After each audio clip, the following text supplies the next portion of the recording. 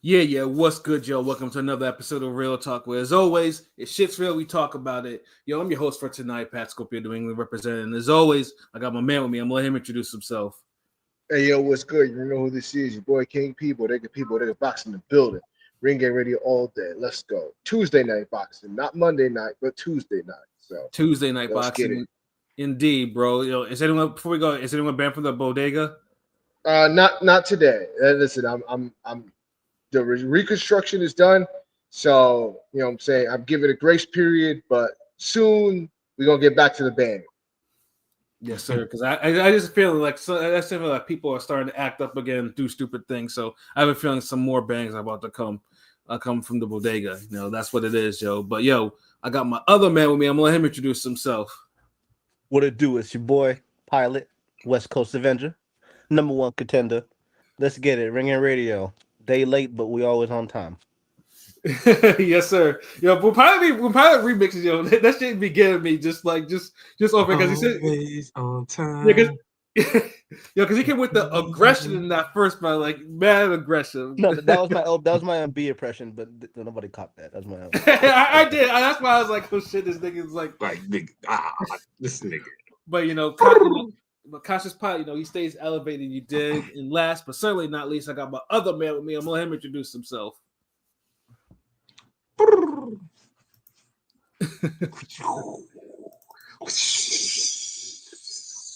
This nigga. I'm here. What's good? What's good? Jumped off the damn Pilot Express, my nigga. What it do, man? It's Tuesday night boxing and ranting and just ring gang. You know what it is, man. But Jesus Shuttleworth, the guy, aka GOAT artist, nigga. aka LB Lauderdale boss. Let's get it. Yes, sir.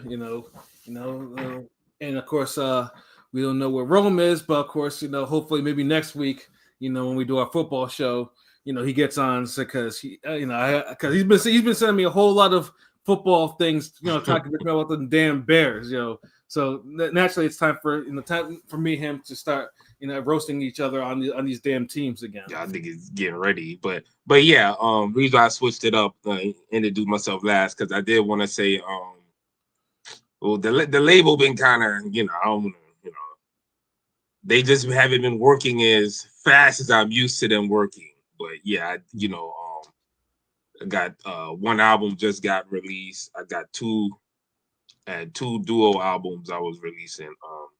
The first one, Sample Dynasty, it's out on Spotify right now. It hasn't gotten to all the other outlets yet. Yes, So, sir. But yeah, it's Clanarchy, me, and Rome Top 5.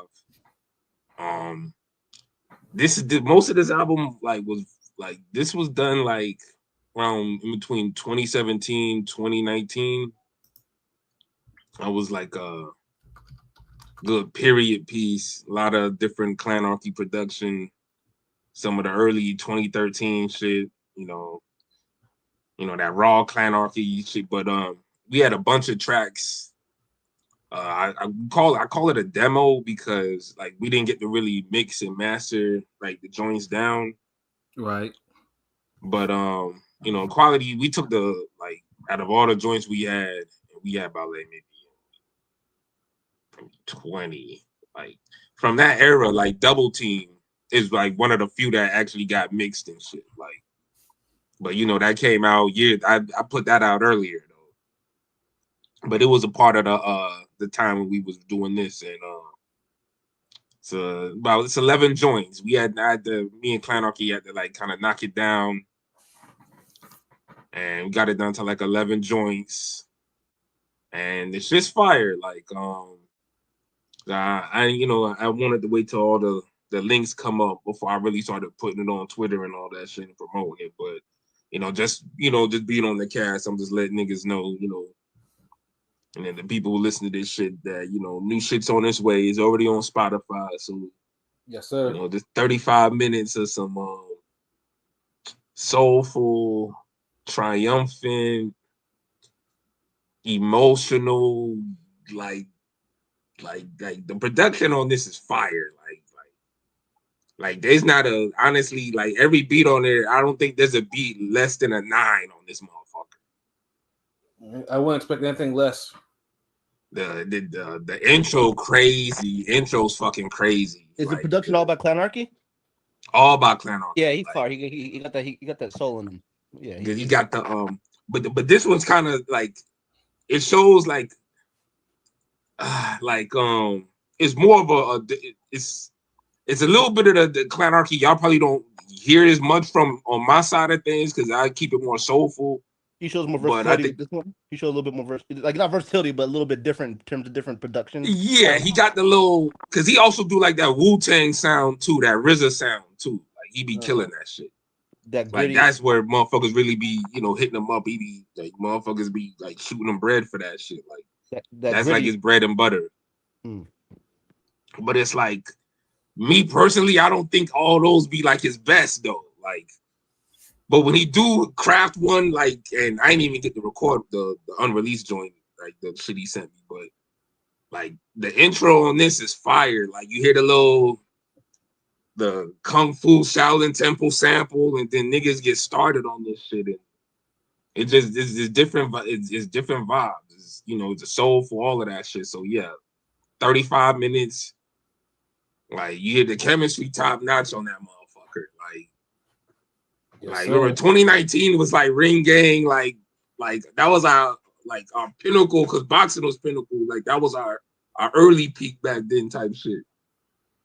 Yeah, the creativity. Yeah, that's when the creativity was. We were like creating stuff like that, like yeah, like full length videos and wrap ups, and so it was in that era. Like yeah.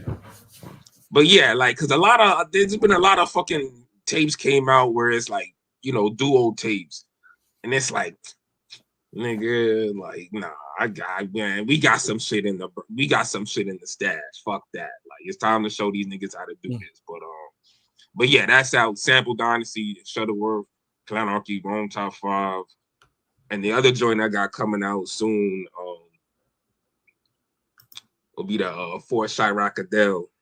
Demo sessions, and most of that's mixed though. Like it's a better, it's a better sounding album, but it's with DBR. Shout out to DBR, Dead Bass Records. DBR, who I had on the live last week, and we was chopping it up.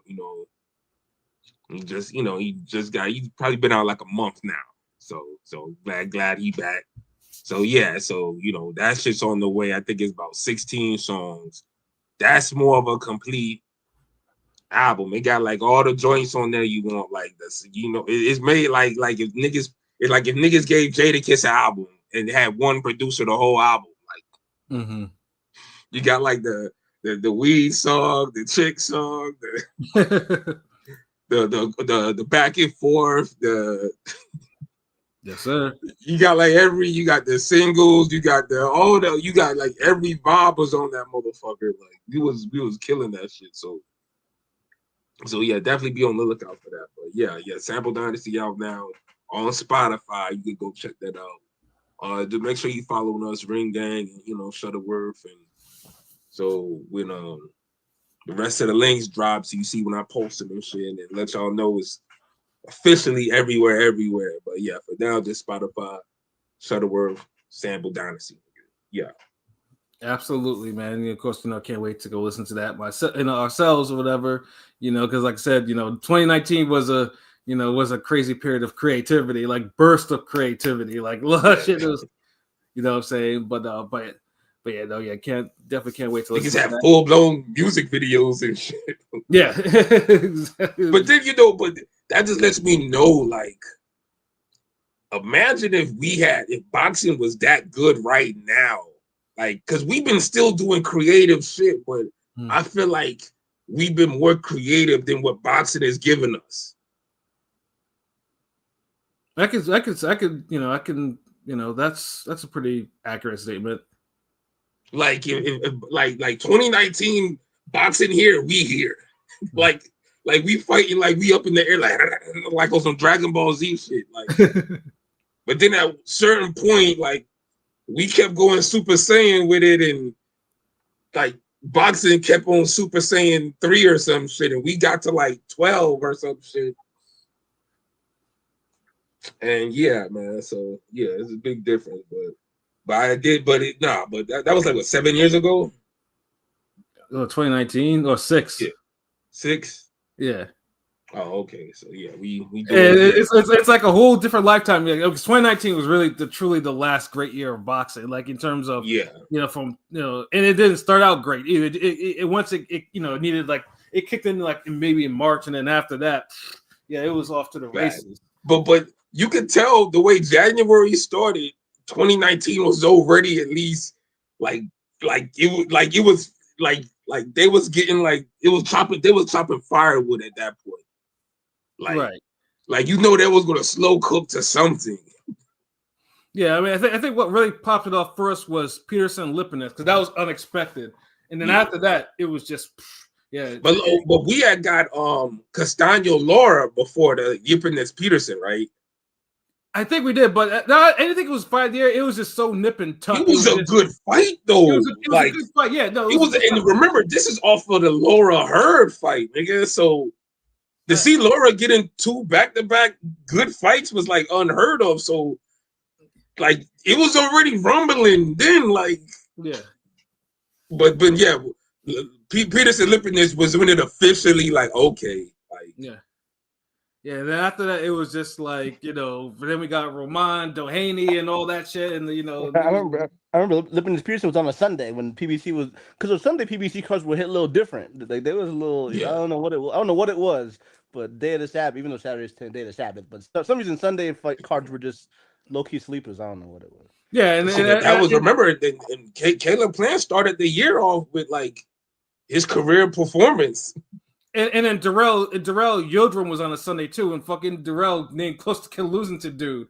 Yeah, it made me upset. And Glanton Apache, I think, was on a Sunday. Yes, it was.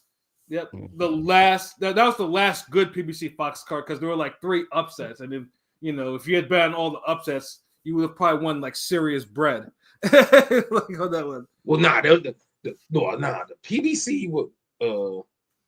PBC Fox joint with like the Charlos was like I think the last good one, right? No, this one was like done like near like because this one like Glanton and Apoche, that was the one where what was it? No, it was Morel. I think Morel scored like a highlight reel, hit a nigga with a touch of sleep. And that okay. Yeah, that was the one you because by the time like the Fox PBC cards were not great, but it was just I was watching. I was just like, God damn, there's upsets. Hold on, but too, because I was thinking about the fucking one with the Charlo Harrison. No, I mean, because this was after. Like this was like I think probably one of the last ones. Like I mean, that was good. Don't get me wrong, but the other one we're talking about that was like after that, and that one. Was it was after. Yeah, because that was like in December. The Charlo one was right. Yeah. Oh, okay, yeah. Right. Yeah, but the ones I think that's like one of the last good ones on Fox because I think after the whole shit with Ortiz and his opponent that kind of threw the fight, Fox kind of like, I'm done with that.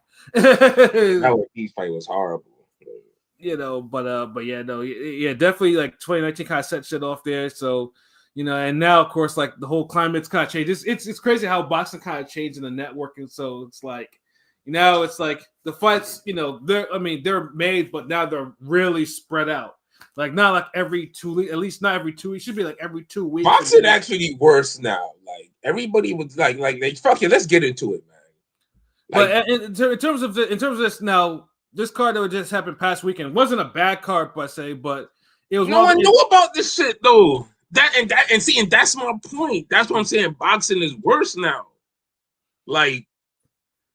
That shit didn't need to be pay-per-view. It wasn't even promoted. Well, I mean, motherfuckers are just now finding out about it the day of.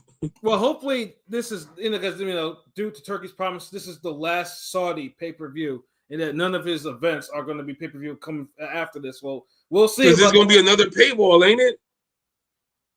I have no idea. I mean, as far as I know, I'm waiting to the other shoot drops, but he says there's no more pay-per-view. Oh my god, fucking paywalls have ruined boxing. Dude, there's gonna be another paywall. All they're gonna do is just do the what they said it was a premier subscription or some shit. Yeah, Come but in my on, case, man, I'm just tired of it. Like, man, tired of these fucking paywalls. Break the walls down. God damn it. I mean, I like paywall, Twisted Metal. honestly, I mean, honestly, paywalls are happening in every sport. Football, like, I mean, after it's every sport. It's on Yeah, five. football. Oh, no, Even wrestling, wait. like, Football don't come on regular like Fox anymore. It's on now. Now it's like there's games on Prime, Peacock, where it's only showing on the those. NFL Network, like all of that. It's So hold on. So football don't even come on regular free TV no more. it does, but like they're like for example, on Thursday nights, it's all on Amazon Prime. So you have to have Amazon Prime to be able to watch it. So it's just like, yeah, if you don't have that, Oh, so only like what day out the week will you be able to watch it for free? Well, Sundays. Yes, and then also sometimes there'll be Prime only, or if it's on Peacock, which I hate because that's what happened last year with the Eagles opening But game. still, but that's the thing. At least football got the tied and true Sunday, where anybody can watch it if they got a fucking TV type shit. No, but even then, they're starting to tinker with that a bit. So even word? that's not going to be the same. Yeah. Yeah, like I mean, And like, tinker, like, what do you mean by tinker? Like, what they show half a game or something? No, like slowly but surely they're putting more games behind it. Like you could only get your local games. Like the only games that you could get really like now is guaranteed is the local games in your market. Everything else they're putting that behind a paywall, like behind the red zone package or the NFL. Like you have to buy a package to be able to see all the rest of the shit, and it's like over it's like $150. yeah, And so or even, NFL games will be on ESPN. Only in one day. Only on Mondays. Oh yeah, Mondays. Yeah, and then ESPN. Yeah, it's either that or sometimes they'll do it with ABC. But it's getting to the point where it's not just ABC or NBC or CBS type of deals. Like they're really putting it like stream only. Yeah. It's happening. Marquise, salute. What it do? NFL becoming like the zone. And he's not lying. It's like and it's just for football, it's an extra bit of hilarious because like it wasn't like less than 10 years ago that a lot of these games were getting blacked out because nobody had any interest in them, so they weren't even showing them in their own local markets. But yet you want me to pay these teams play that you didn't even fucking want to put on your own local market because nobody in the local market wanted to see them. Like the fucking Jacksonville Jaguars that were blacked out, that even Jacksonville fans didn't get to see them in Jacksonville because nobody gave a flying fuck about them. But I'm supposed to pay to see them play. Get the fuck out of here. Wow. Yeah. Imagine taking a boxer that like nobody wanted to see and then saying, well, you know what? Now you have to pay to watch him fight. We didn't want to see him fight for free. Get the fuck out of here. Yeah, I mean, a perfect current example of that is Mario Barrios. Putting this nigga on pay-per-view like that. That's that's like that would be an equivalent of that though. But yeah, the NFL. I mean, I know you dislike Mario Barrios, but if if a Barrios fight was on a free TV, I wouldn't mind seeing it. Like I wouldn't turn my nose. Avoid it. Yeah, where's the last of these niggas go on free TV? Well, we're saying hypothetically. If somebody said, "Hey, look, Barrios is going to fight Delorme in a rematch," I'm gonna watch it. Like exactly, it's not like if you told me, "Oh, Rancis Bartholomew is on free TV. Go watch." Click. I'm not watching that shit. Yeah, like the fuck. I'm sure I'm not even in the house for when that shit's coming on. Like, I don't even want to be near that shit. Like, nah. Yeah, but they'll all do it. But the reason why football gets away with it is football has backing beyond belief. Like it's a billion. It's regulated and it's $1 billion industry, and but they're they know it's too traditional too though. Like it's been like y'all got like Sunday football, like y'all kept with like certain traditions like forever though.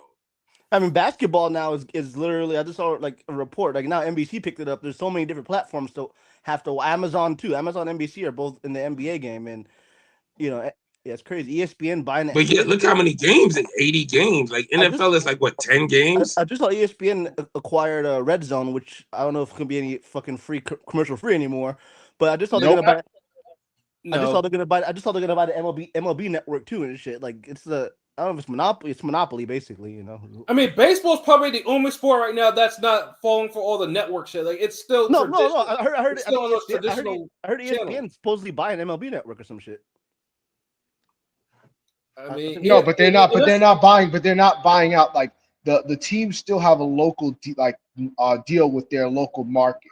So Oh, okay, fair, Yeah. okay. Yeah, like I said, baseball is probably the one sport that and hockey are the ones that are kind of regulated the way they're supposed to be regulated. Like they're not doing anything to kind of piss off the fans like that in terms of how you're able to see a game. You know what I'm saying? So it's still like it hasn't seeped to there. But football, boxing, wrestling, basketball, yeah, that's MMA. yes, it's But look, MMA is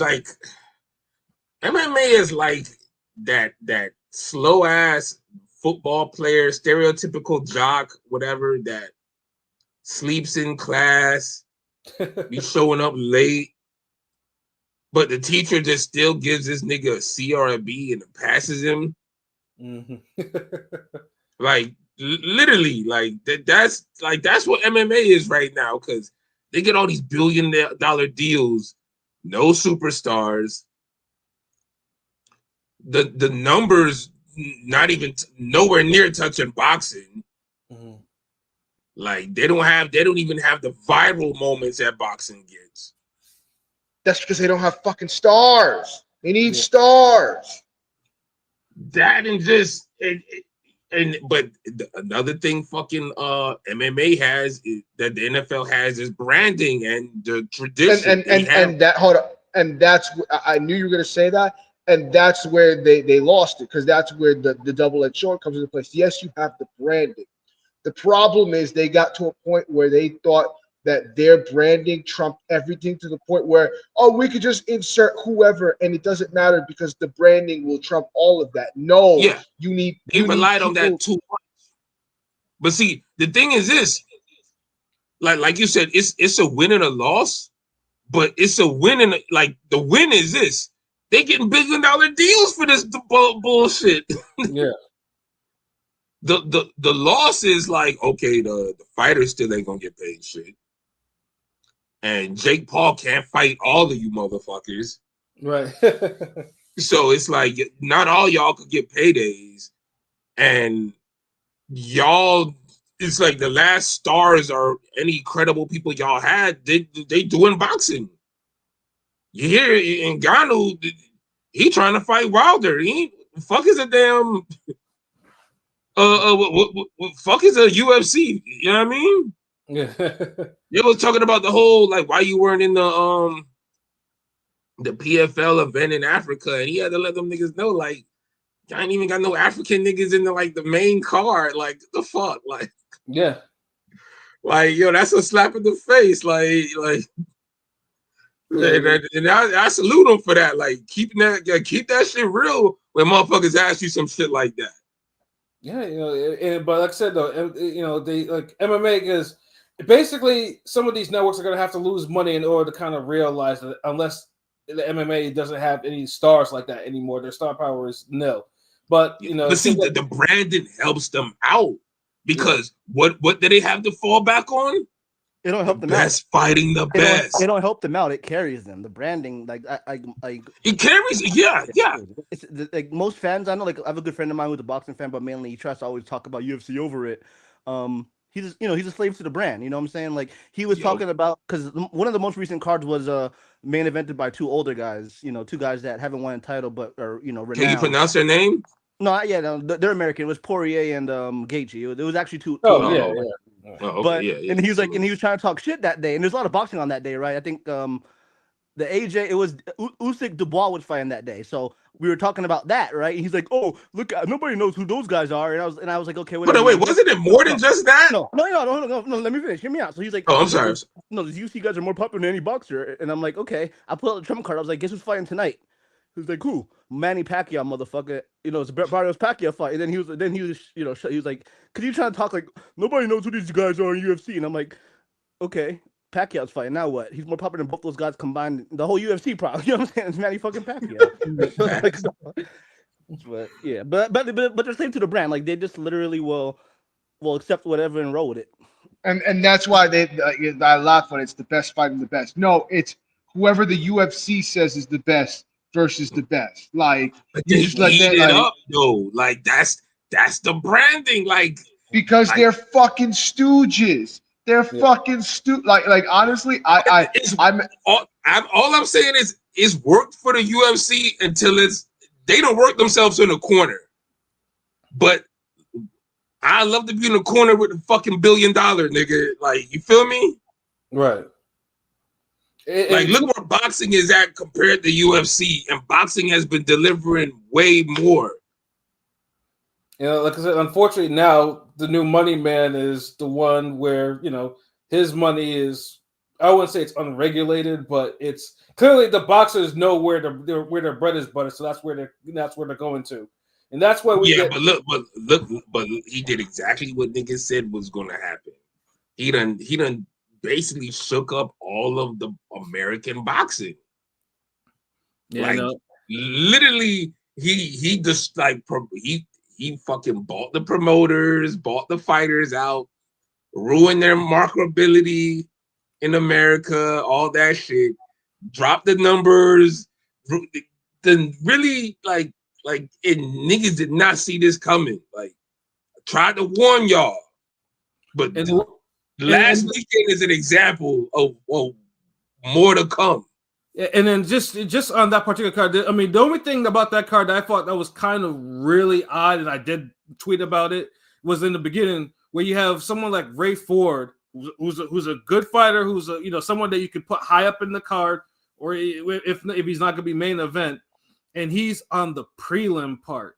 Former world champion Ray Ford. I saw people trying to justify it too, saying, "Well, it's a British pay-per-view. Maybe they want to let people watch them on the." Oh my god! Who the fuck cares? Because it was on because it was on YouTube. Because it was the actual last YouTube. Ford is more nigga. Known Campbell Hatton has fought higher up on the card than that.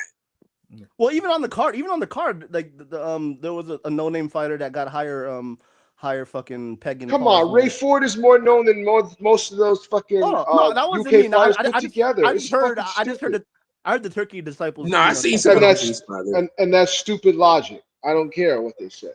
Yeah, and the thing is too, like I mean, Ray Ford and Abraham Nova was definitely worth being on the main card. Like it was one of the best fights on the. Dude, and the name value for that, like yeah, Nova's been on ESPN. Nova's been on TV like a bunch of times. Like, what the fuck? And Nova, he's had a couple main event fights. He's been in the main event. Yeah, on ESPN. Title fight too, a close title fight. Yeah. I mean, not as a B-side, but still a main event nonetheless. The fuck? And he's not a boring fighter. Like, come on, like when's the last time you saw a boring Nova fight? Always brings it. For all his faults, whatever. For all his faults, he's an exciting fighter to watch, and he brings it. Yeah, why would you put him, that caliber of fighter, in there with a former world champion who has been looking more explosive now that he moved up in weight? It should have been like all that says is great fight on paper, and y'all put it on fucking prelims. At the very least, it should have been the opener. At the very least, like at least if you want to put it as opener, at least on the main card, yeah. But and Ford and Nova, they really brought it. Was a really good fucking fight. Like it was like I wasn't feeling Ford. I mean, Ford he did enough, but like I always said, I said it years ago. I think the wrong pressure fighter could give him issue, could beat him bad. The wrong in. I mean, Vasquez was that pressure fighter, and yeah. But I'm saying that could like maybe hurt him bad, or dropped him, or hurt maybe stop. I don't know. Like you can tell this is the way he fights. He prefers to not fight on the back foot. Not be pressured. Nova's also a tough fighter. Like Nova is not an easy out for anybody. Yeah, he's going to give you issues. I mean, I think people sleep because of the fact that Robeisy slept him with one punch. In the middle of the fight. And mind you, if you look at his size, like he had no business being at 126, and you see how big he is now.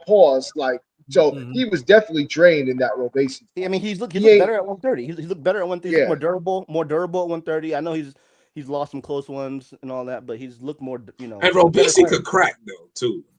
Yeah, I true too, but it's just like I agree with all of y'all. Like I think it's like all of that combined. but it's just like I mean, Nova has his faults, but like I said, he's a tough guy, and he gave Ray a really tough fight too. Like, Ray clearly won. There was no question about that. But I think some of the scores in that fight were kind of off for that. Like Ray, I don't think Ray dominated like that, but he won. It was probably his toughest test at 130 so far. But I mean, he clearly won, but it was it was closer than the scorecards made it out to. It kind of makes me think that Sugar Nunes fight they're trying to lead up to, it might be a little harder than I thought. The pressure Mexican style. Nunes will give him. I mean, if Nunes fought right now, Nunes' pressure will be something crazy. Like, because that's a 50-50 fight, right? Yeah, easy. Yeah.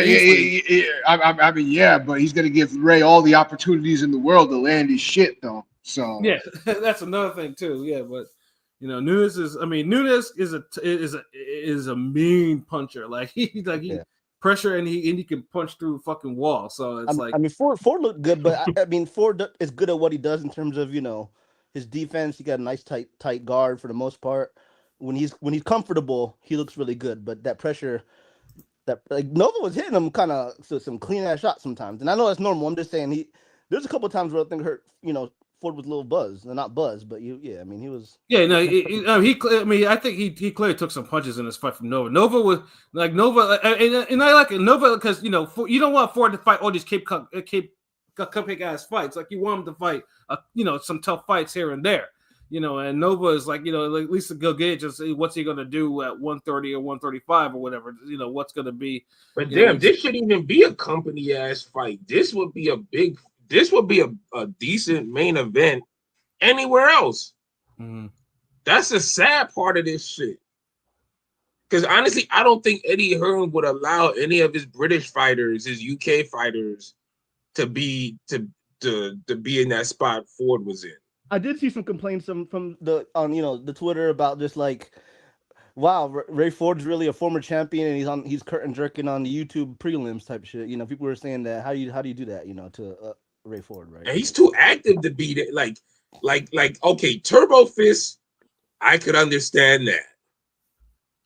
Yeah. But he gave a main card performance though. So he beat that boy's ass.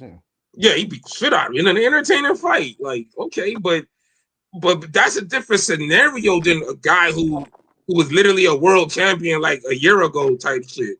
Right. And then, he's been giving you like almost like 2 fight of the years. He even moved up. Good performance, like consistent. And he's one of the earliest dudes that was on y'all's side in the US. Mm-hmm. And like, this is what he getting. Like, when I see shit like that, I just be like, man, I would not sign to no fucking match room. Because I just don't think that's a good look. Like, I don't think Ray Ford getting good looks like that.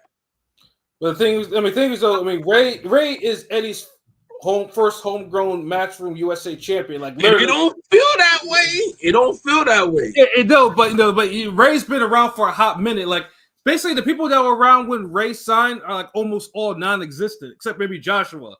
Dude, it's like, all right, look, he's getting Memphis Bleak. Like, he's not even getting Memphis Bleak treatment. He got what happened to that boy? What's the nigga? Mark Castro, a nigga look like the dude from Atlanta, Teddy Perkins. I mean, oh damn. Android salute. What it do?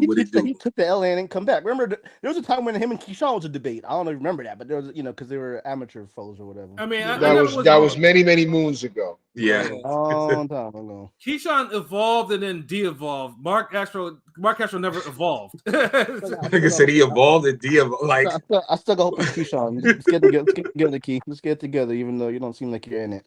Come on. Yeah, but honestly, Ray Ford deserves a lot better. Ray Ford, and hopefully the next fight is a main event for a title because Nunes is waiting. Nunes wants to fight, and I hope that is the next fight because Ray deserves another title shot, especially since pretty much he was forced, to fight Nick Ball, who we'll talk about in a little bit.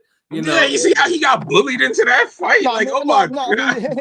Him and Nunes are I know Nunes fighting Chris Diaz. I mentioned that last week, but so that's a fight that should be happening probably what 20 early, like probably the first. That's probably the big first match from quote unquote America or Mexico card they have is that. Yeah, it's either gonna be at the end, the tail end, like at the end of this year, or it's gonna be at the beginning of January. If that's as long as Nunes holds on to it, it doesn't suffer an upset against Diaz. Yeah, and if he does, I'm gonna be like, what? I'm like Eddie's fucking up somewhere. Like fucking Nunes lose to fucking Christopher Diaz. Hey Rob, what it do? Salute, chilling, gang. Salute, man. But yeah, no, Ray. It was a good fight though, but it's just like Ray deserves more than to be on a Ray Ford is not a prelim fighter anymore. Like he's not. Like, and I missed the fight. Like I was like, God damn, because I seen when I came back, I seen the tweets. I was like, damn. Yeah, Ray Ford fighting this early? Like, what? Was he the opener on the prelims? Like, the fuck? No, so because I was shocked. I started the early. I always put it on YouTube. YouTube, my background noise. So I put the card on YouTube with the quote unquote bums or whatever guys fights. And then the last fight, I see fucking Ford coming out, and I'm like, what the fuck? Ford's coming out like on YouTube? Yeah, no, I mean, I'm pretty sure the boxers don't care because they probably got paid for the shit. It's whatever. Yeah, but they need to start fucking caring. No, because usually God with the matchroom joints, I watch it on YouTube, and then I switch to my Fire Stick app. This one, I was like, what? I'm on YouTube, and Ray Ford's coming out of Nova. The fuck? Yeah, I find hold on. I find that funny. You said that. Oh, they need to start caring because I remember when Stephen Fulton was upset at his placement on a card. Everybody was like, "Oh, why are you complaining? Why are you complaining?" So it's funny to hear now. Wait. Fulton circumstance was different. Didn't he just come back from getting fucking soul clap? Didn't he just come back to earth? Yeah. But like, I mean, nigga, like the fuck. That still doesn't mean you that he deserves to be that low on the card. I mean, he should be. Everybody wants to be a little higher. I feel you, but like, no, nigga, you got knocked out your last fight. Like, I get it. Hey, look, and honestly, like, look, nah, fuck that. Look, niggas gotta stop being greedy, nigga. Like, bro, like, there's people who think you lost that fucking fight. Yeah, no, yeah, that's another thing too. So, nigga, like, you ain't gonna get two gifts in one night, nigga. Like, first of all, we glad you back healthy, whatever, and you was able to fight the dude. Cool. You know what I mean? Because you got brutalized the last fight. Right. So you came back healthy, whatever. You rusty as fuck.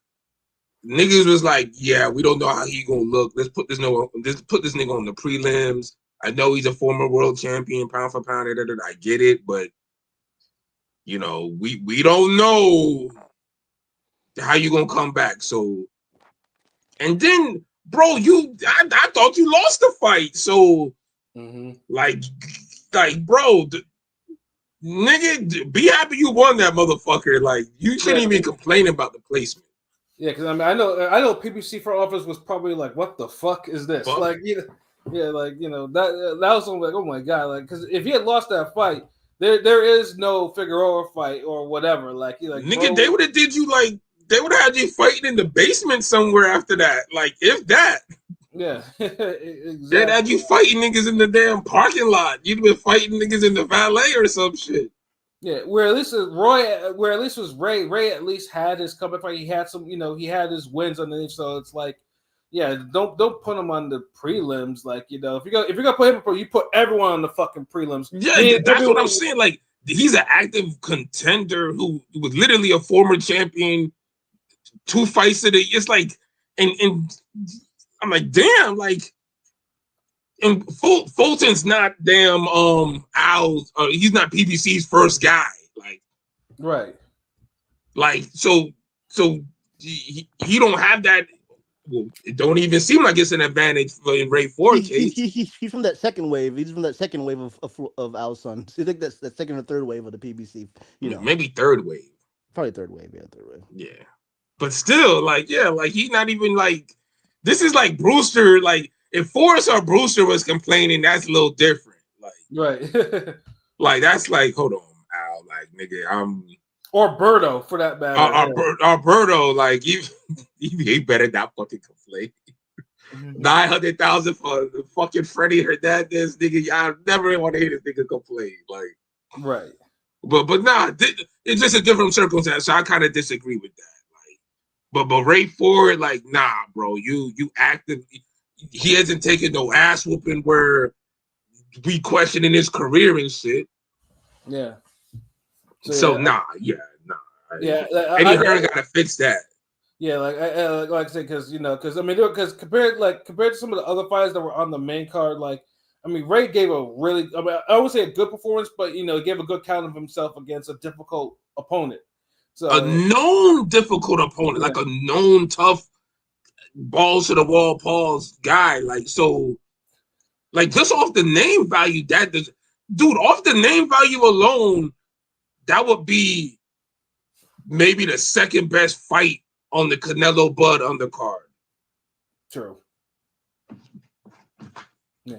I mean, certainly, I think he should get more attention than fucking Philip Hrgović on there, who again, like he fights David Adelaide. Now, this is a fight I was thinking, like, God damn, this is a guaranteed knockout here and there, though. But again, Hrgović has issues. Well, but there was their flaws for both of them were in display. Hrgović was he got cut stupid early, and it was a bad cut. Like it was one of them, and he was outboxing Hrgović. It was like second or third round. Dude has like his eyelid is ripped open by a jab or some shit. Yeah. I'm like thinking like, whoa, shit, what the fuck is this? And he's bleeding all over the place. And he's getting caught with some left hooks in there. But I'm thinking, and then Adelaide, all he had to do was put a jab in his face and rip it open, and the doctor would have to stop it. He had more than enough rounds to rip that eye to shreds. And instead, he starts, he puts his punches back pretty much damn near in his holster, occasionally landing the occasional hook. And then Hrgović, to his credit, showed, dug deep and actually, and really started boxing. And then eventually he dropped him in the 8th round, and this was after Adelaide says he didn't hurt him with a shot. And then I see the clip. He's taunting him and like, then bye-bye. Yeah. But then after Adelaide gets up and then rocks him, like, like it's just like, and then Hrgović manages to rock Adelaide again there at the end of the bell. Like I was like, I mean, that was a clear round of the year candidate for sure. But it's just like Hrgović with these performances, and then he started gassing too.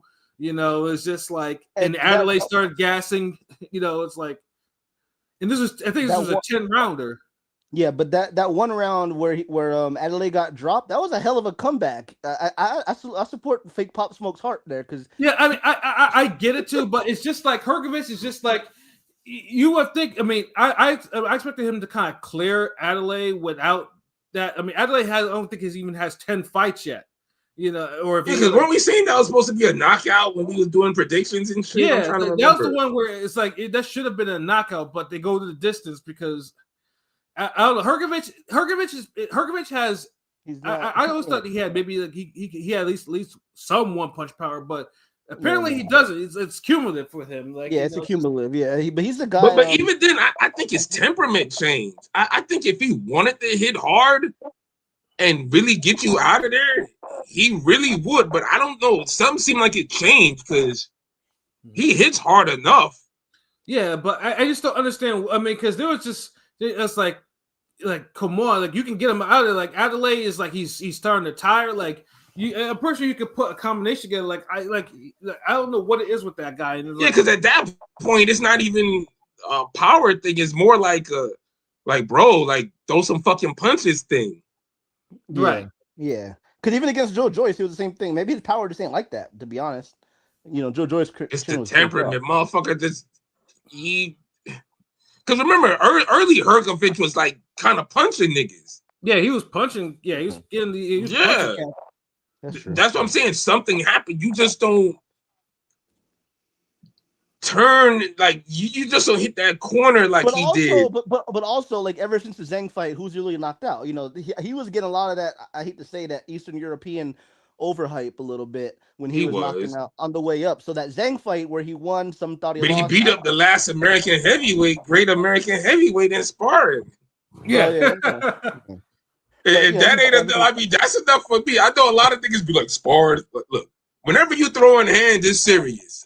All this Well, it's sparring. No, motherfucker. Like, you can get killed in sparring, motherfucker. Like, you better take that shit serious. Yeah, I mean, Hrgovic was a good amateur, and like I said, a certain heavyweight from Alabama was caught getting some serious hands, from Hrgovic. Like, it wasn't even like the Hay one, but like Hrgovic was beating the shit out of him.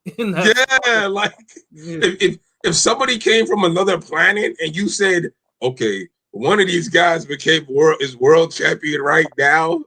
Mm-hmm. And they had to guess, they would pick wrong. Yeah. They're literally this guy, like, nah, him? Like, stop. Yeah. Yeah. I mean, Anthony, what's good? Salute. Okay, yeah. They gonna get it. We gonna get into that. What are you guys? We're gonna get into that one, real soon. My bad. But yeah, no, it's like Hrgovic. I mean, I get Hrgovic. I mean, he's always gonna be like a wild card just to see where he is, but like it was disappointing because Hrgovic was very close to being stopped, and he should have, because his cut was that bad. It's just like Adelaide didn't do anything about it. I don't know. Like I don't know if it was Stitch Duran or who it was, but whoever did the cut work was amazing. I think they might have said Stitch Duran, but yeah, that's true. Work. Yeah, because it wasn't bleeding though, but it was just like, but all it needed was a jab, and it was cut, and the cut would start flowing, and the blood would start flowing from the cut. It was just like. That's what's like. This was a fight. Like even if they didn't knock each other out, like knock each other down, anything like that. Like they should have that fight should have ended on some cuts, like the Dubois fight did. So it's just like it was disappointing on both. I mean, but it was a decent scrap though. But it was just the result should have been far different than what it was supposed to be. But then speaking of results that wasn't supposed to be, Sam Goodman and Nick Ball. It's bad. Sam Goodman got jobbed. He got. Well, time out. You thought Goodman won? Huh? You thought Goodman won? Well, no. You see them scores? Like no. The 118-110 was terrible. That was fucking terrible. No, there was like 118 and 117. Though those scores were awful. Now I could see him winning or losing a 115-113, but them judges had it in their mind that okay, look, Nick Ball is a favorite of Turkey. So we're gonna fill out these cars and just chill and eat our falafel and shit. But Turkey did have a tweet about I saw a little giving Sam Goodman love. So Sam Goodman even like losing your 0, Sam Goodman did put up a great performance. Yeah, he did. Like truthfully, I thought he boxed up Nick Ball. I really thought he did. But the only thing with Goodman is, and frankly, it's the jabs was actually snapping him back. But when Goodman would throw the right hand.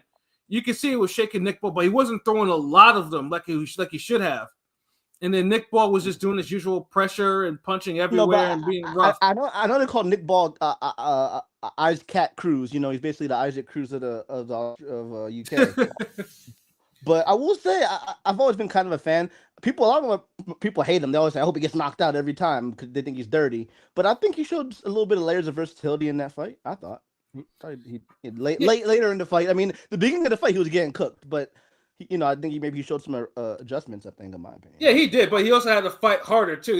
And he also got cut by Goodman too. But it wasn't a bad cut, but it was just it was clear though that he was struggling to do it. But Nick Ball's always notoriously like in the first half of the fight he struggles, but then in the last half of the fight he starts roaring back.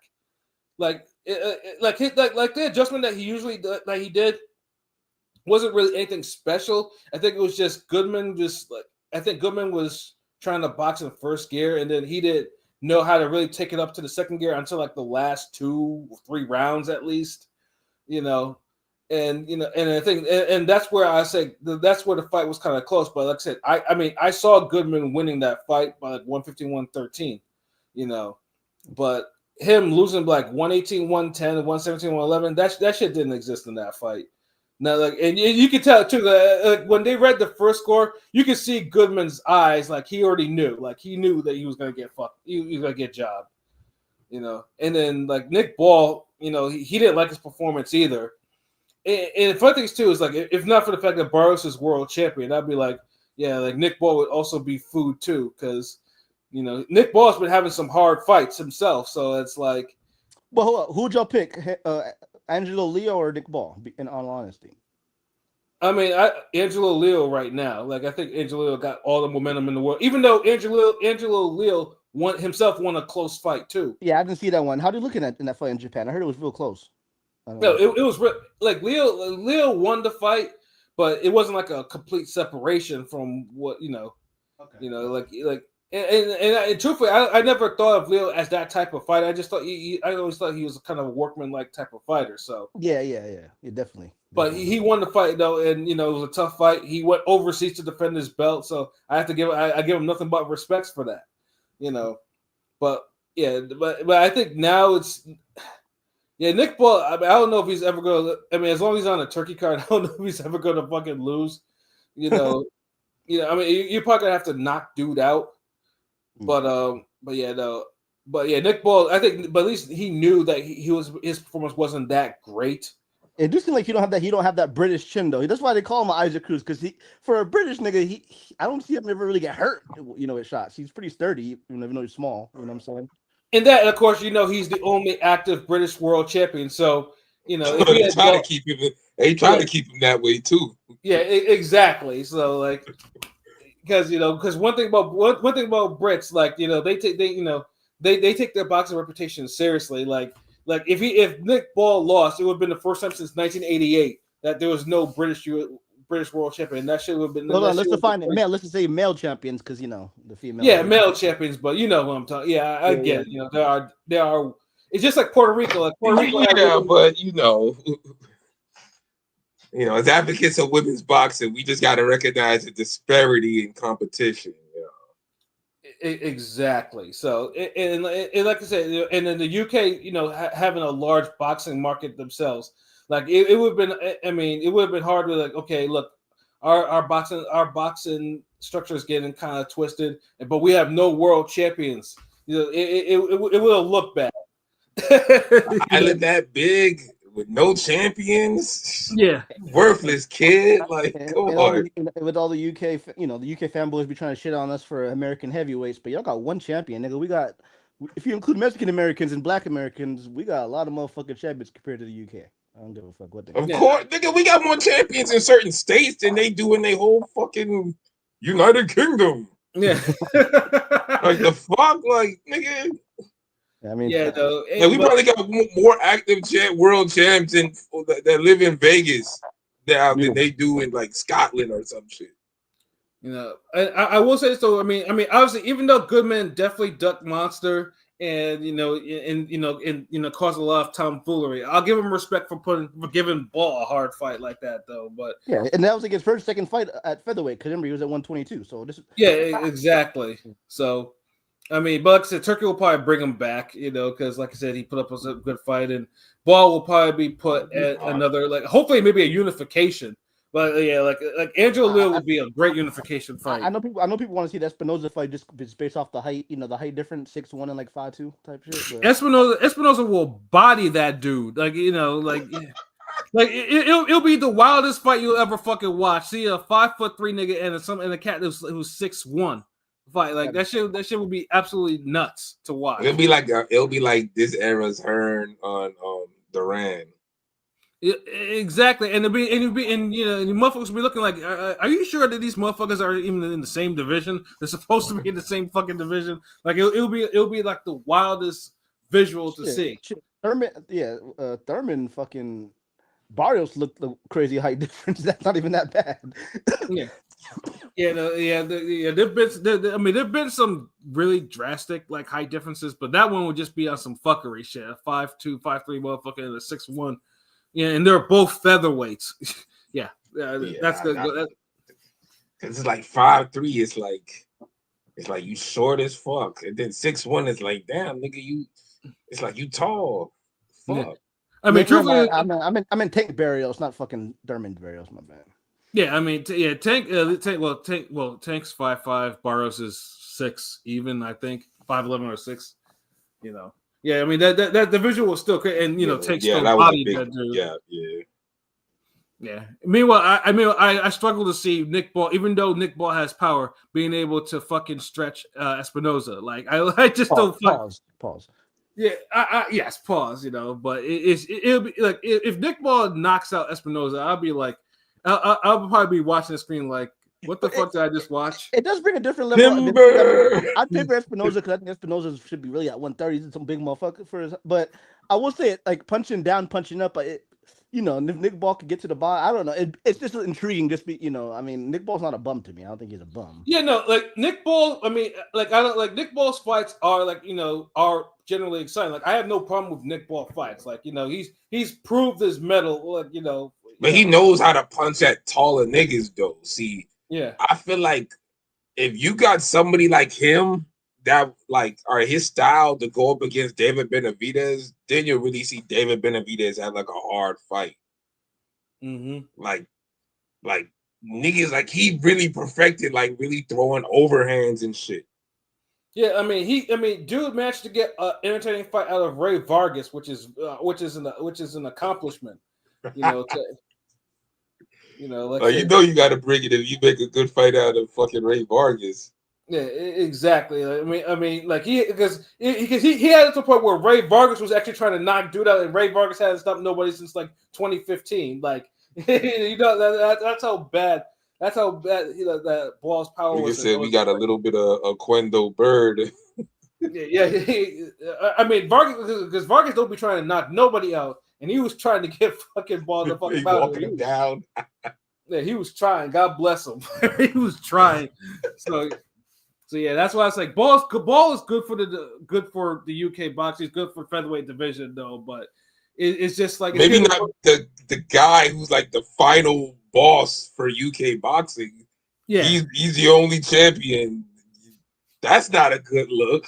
Yeah, no, but he is as a fighter. He's a good look. Like he's good for the divisions and shit. So yeah, right.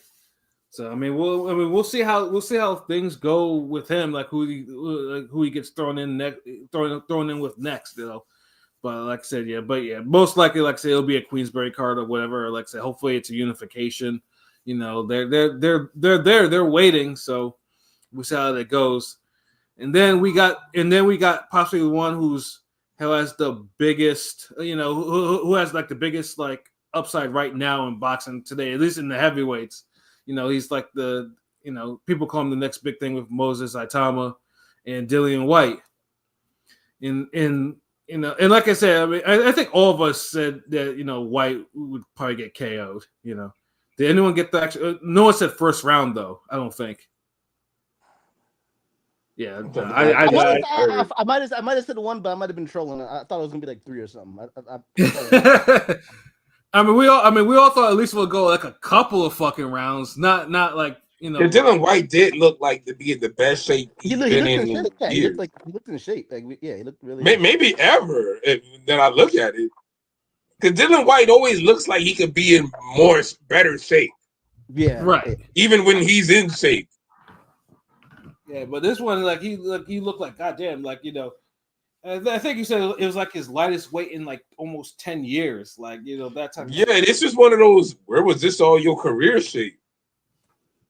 Yeah, but it was like all for nothing, because I mean the rumors were that dude suffer from a foot injury or whatever, but obviously he was probably getting paid a lot of money, so he stepped in the ring. But I don't think a foot issue didn't matter, because like he was wobbled within like 20 seconds of the fight from a time. He looked intimidated or scared to let his hands go. It seemed like, right? He didn't want to. Did he even land a punch? I know he threw a few, but he didn't land it. He landed something, but once Atama landed and started wobbling him, he was wobbling all over the place though. Yeah, and he was shaking and baking.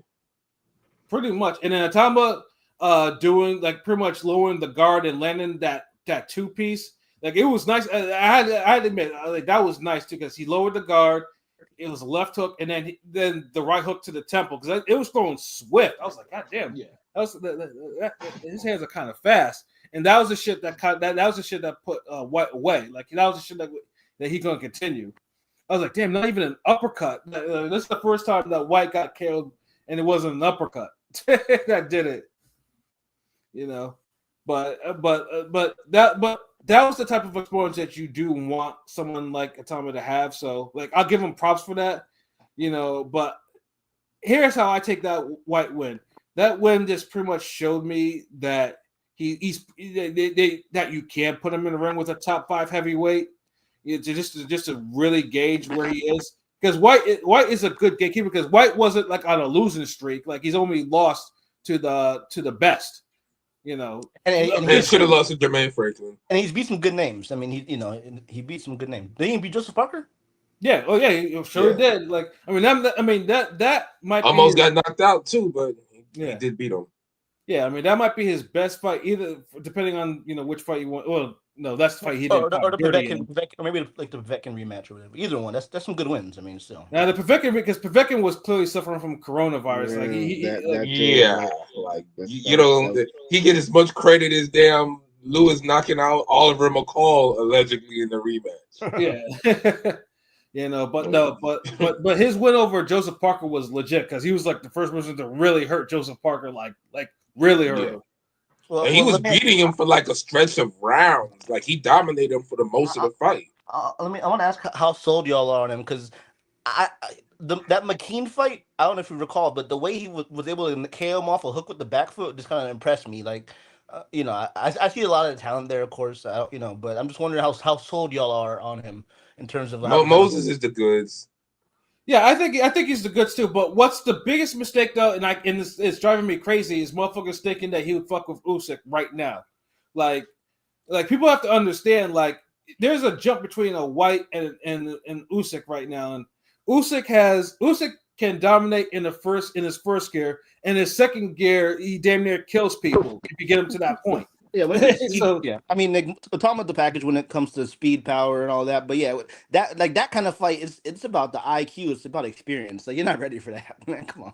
I think he has a style, but it's like this. Like if they like, and Pat could know what I'm talking about. Like if this is old school Showtime, they would have just fast tracked this fight somehow. Yeah, but like. The best way to do that, if Usyk ain't gonna fight no more, or if Usyk says fuck it, I'm gonna fight Parker, I'm gonna fight Parker, fuck it.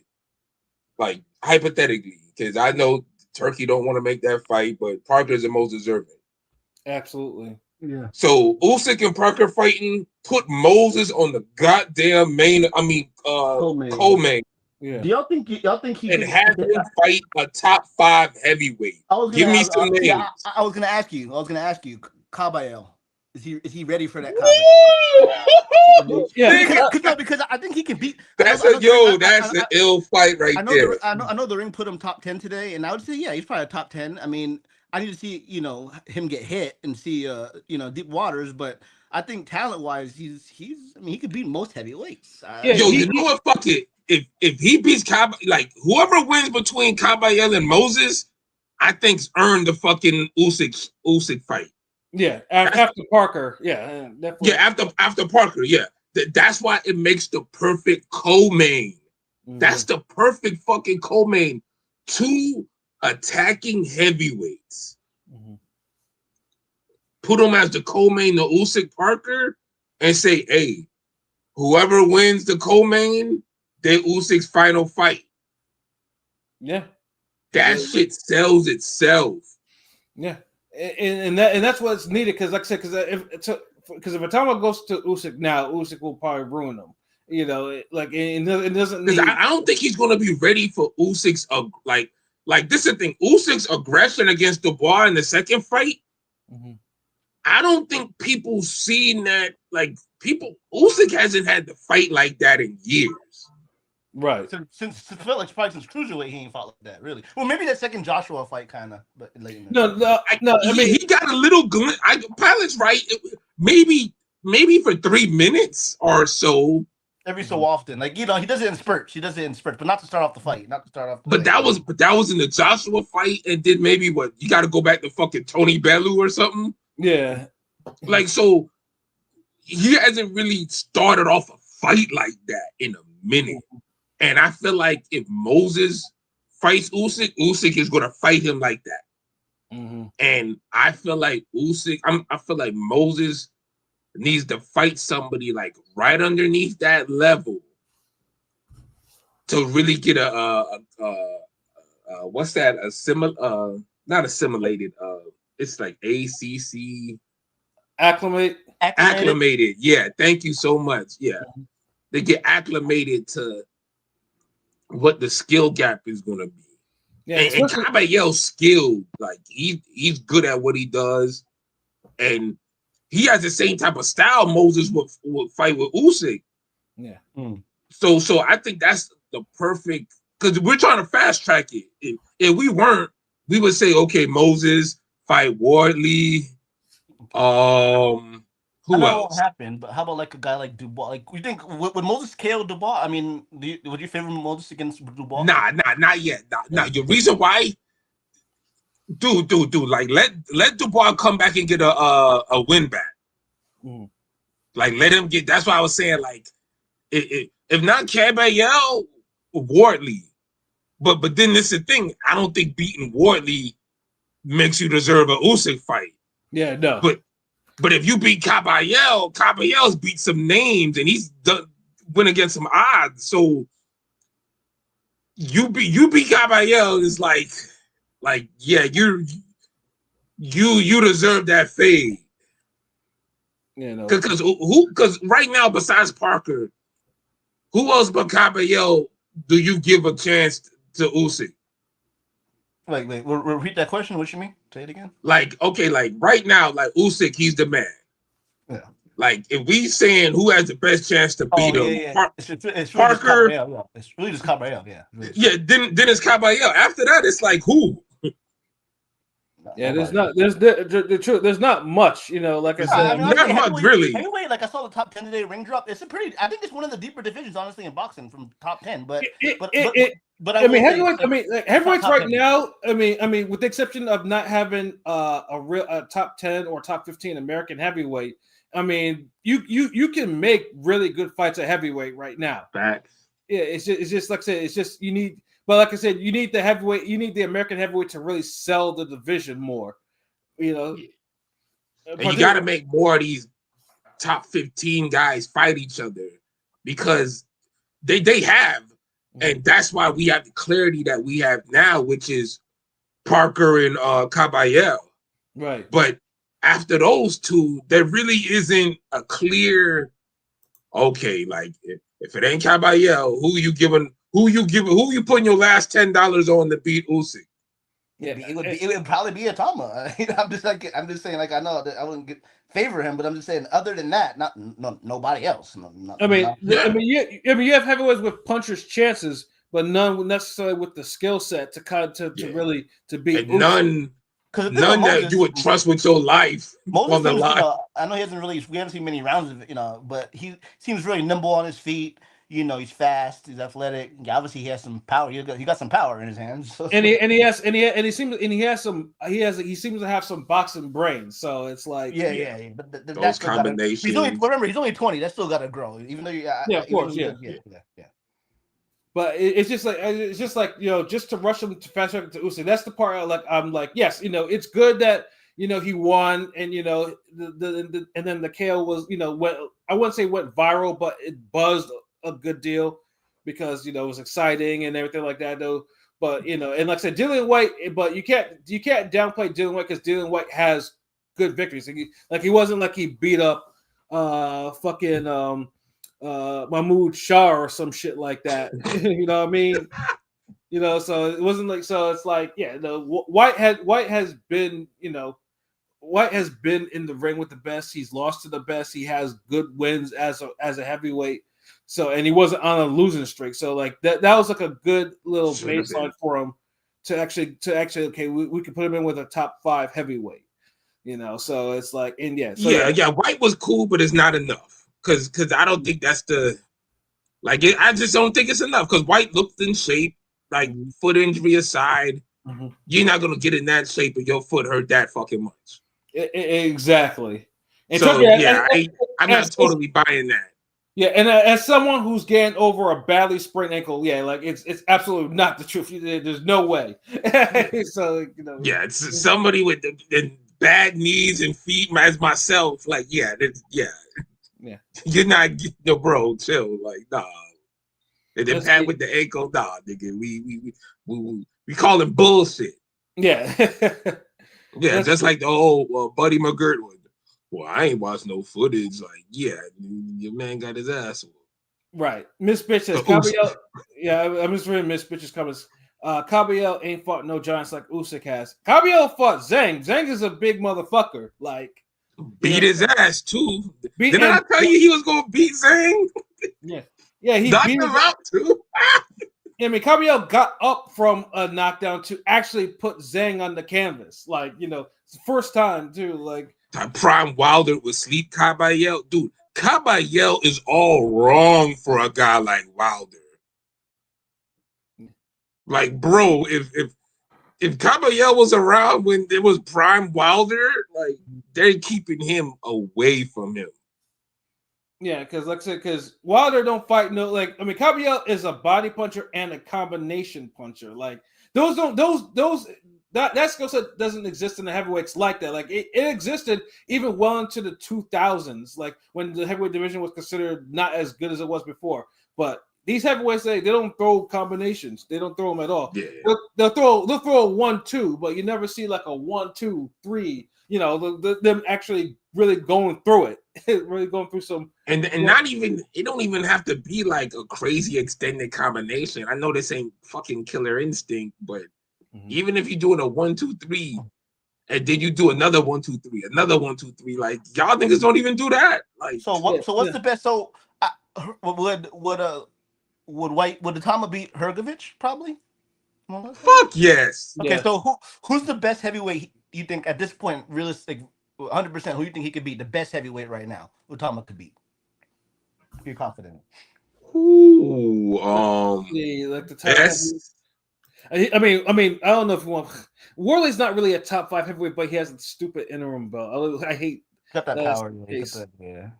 That's a good fight, but I would favor Moses. But that's like a good 60-40 fight. Yeah, because Warley should land something, significant on. Wardley's gonna land something.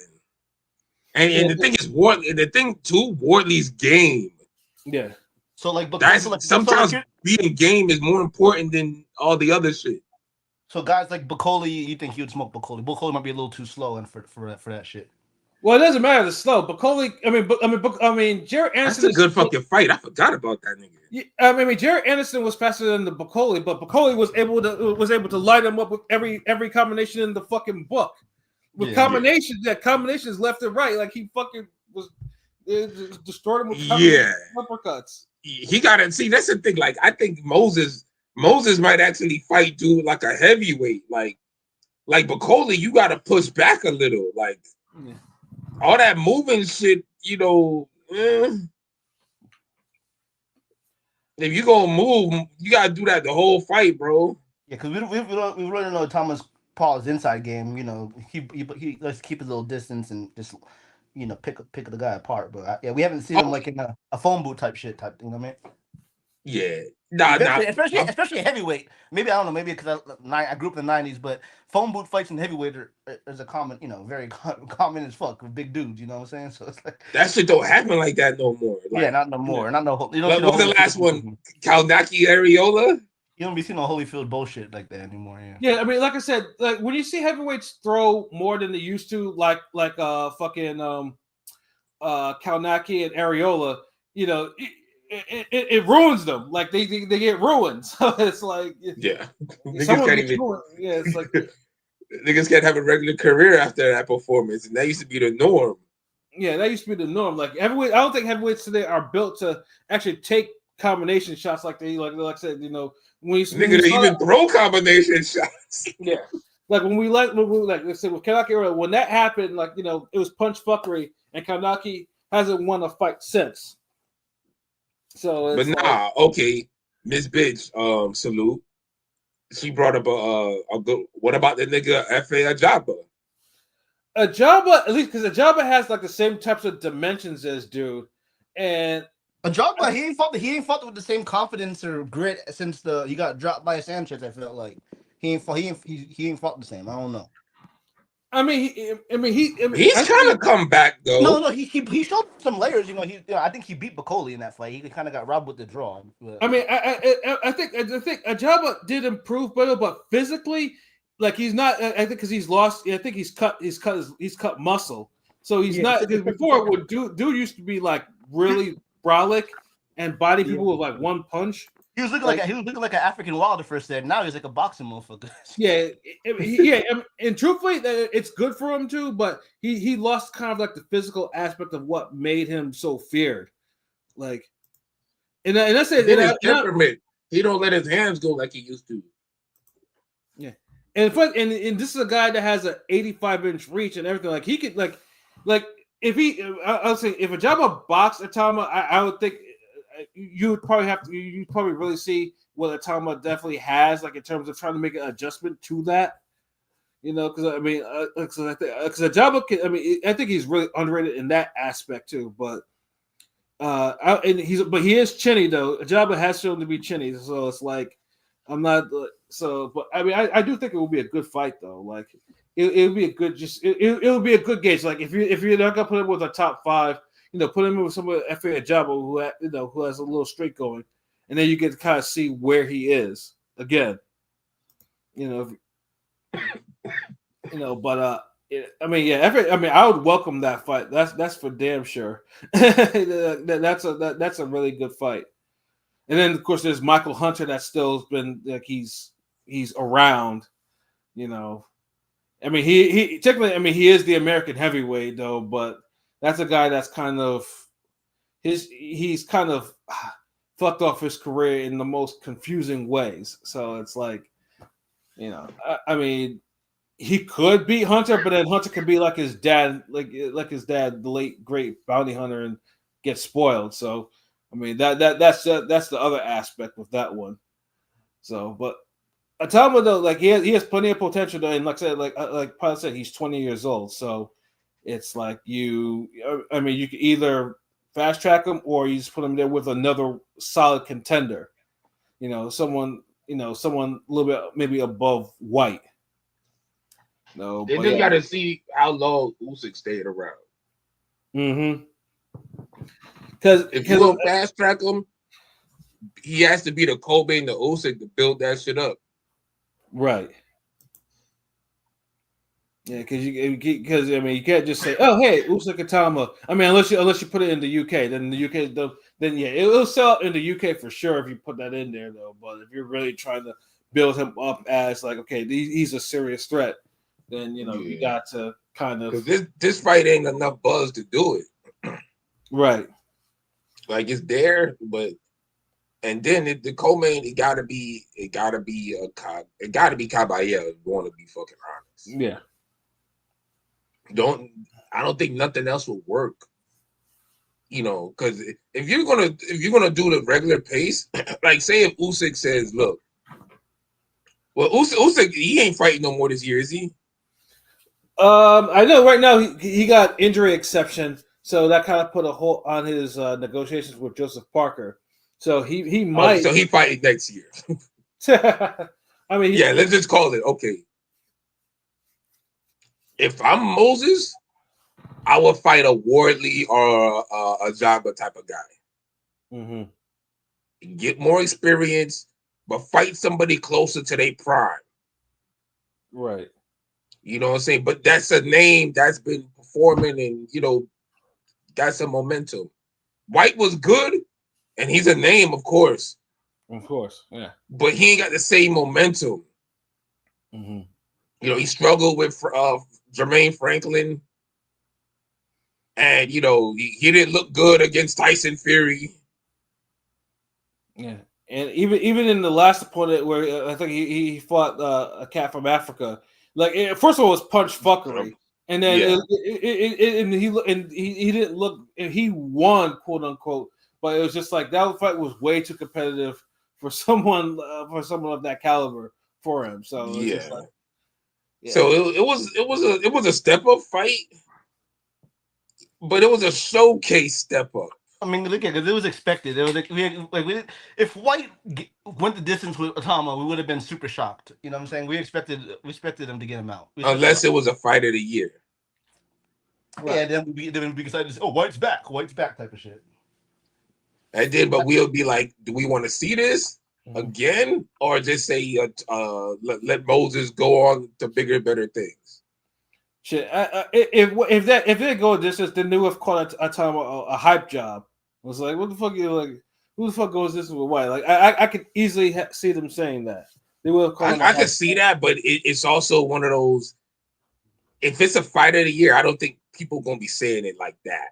Like, I don't think it's gonna be said as much. But if it's just your standard 117, 111, Tommy Morrison decisions, George Foreman ass performance. Mm-hmm. It's yeah. You going the distance with White. You're supposed to be the next Mike Tyson. Get the fuck out of here. Da da da da da. Mm-hmm.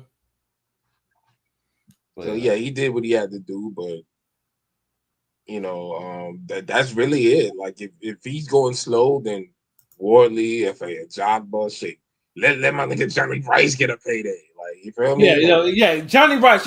We're gonna keep mentioning Johnny Rice until Johnny Rice gets a shot. Like honestly, if there's someone that will benefit from a turkey card appearance, it's him. Like, he needs to. Yeah. Like, Did they mention the guys y'all need to get, y'all don't get, but the superstar niggas who are active and got hometown markets and national coverage, y'all drain them and take them away from us.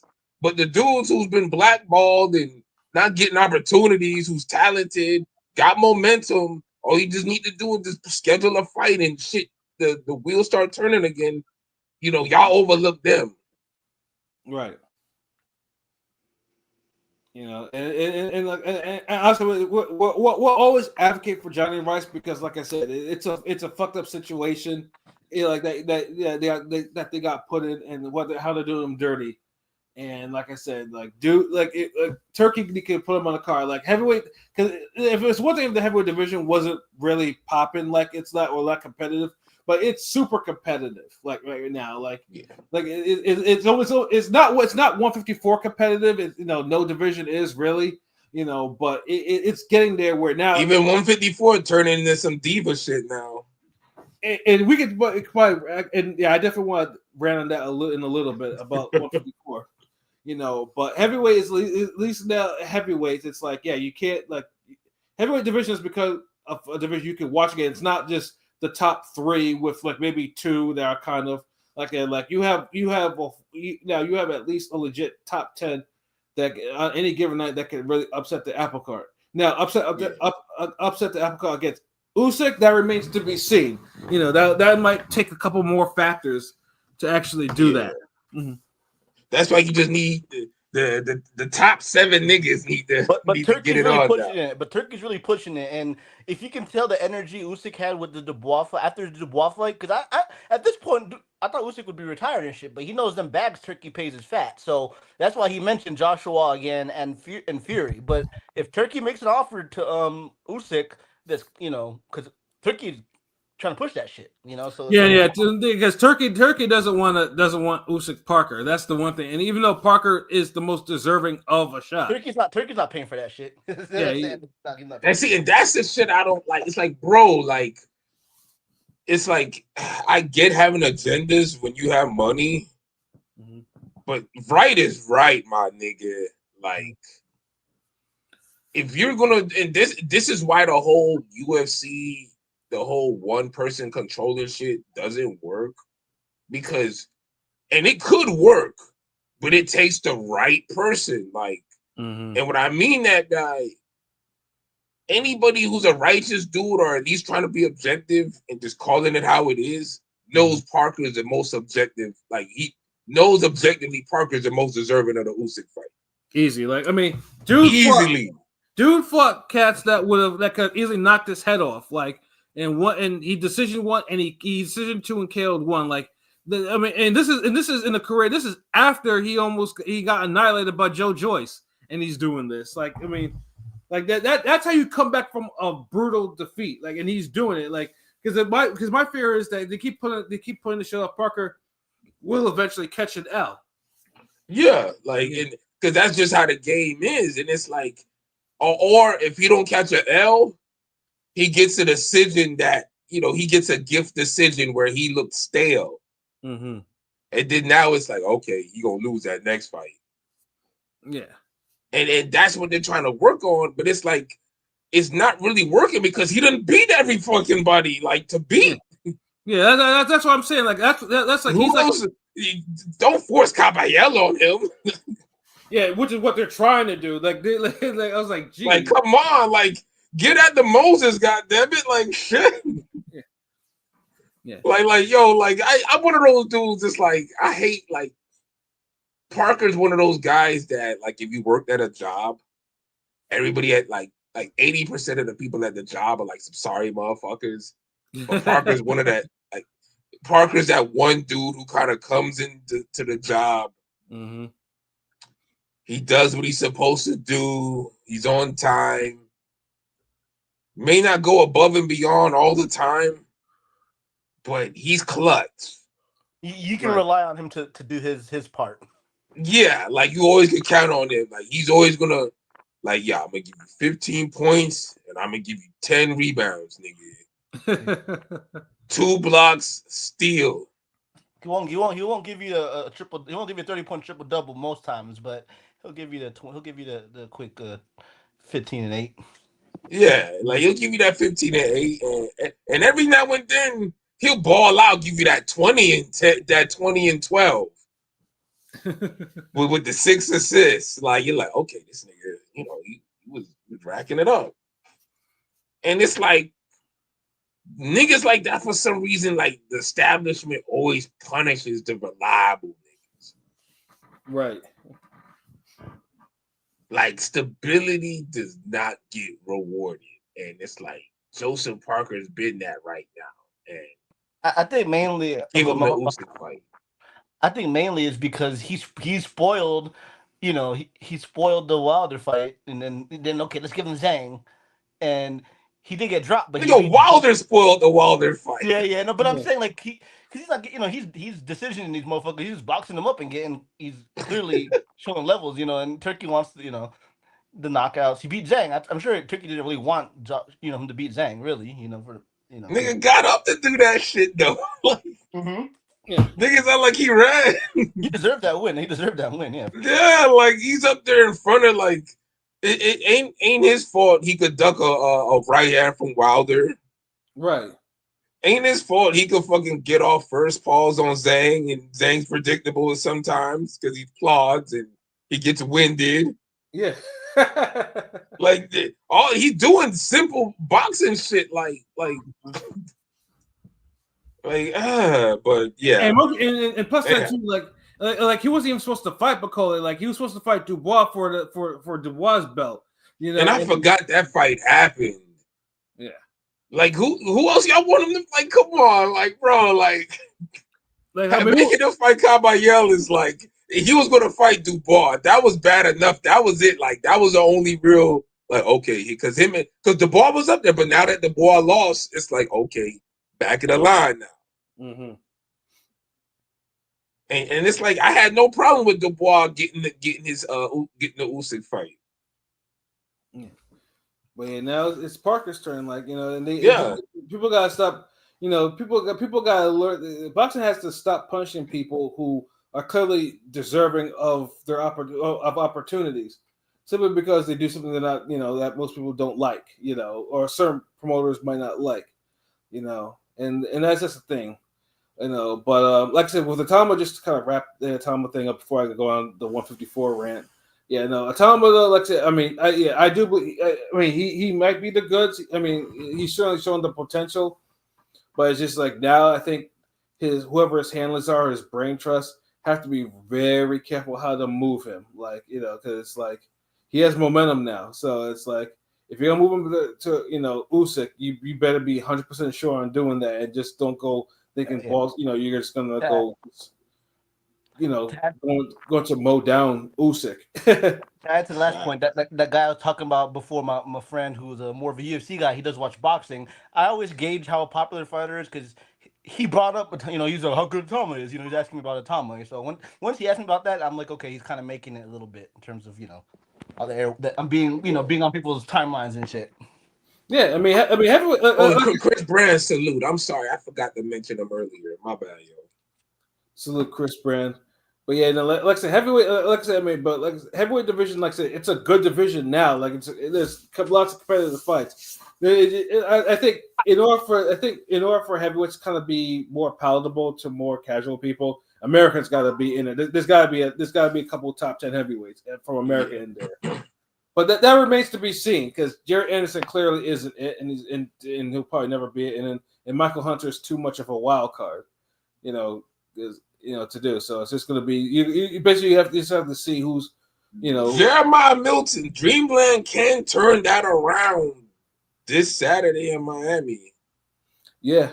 This is one of the fights I had no knowledge of. Like it's not even, and we follow Milton, but I don't even think Milton's even announced that he was even fighting. Gassiev, I don't be on Instagram as much as I used to. Like I literally don't be on Instagram. That's why I be so behind on the memes, nigga.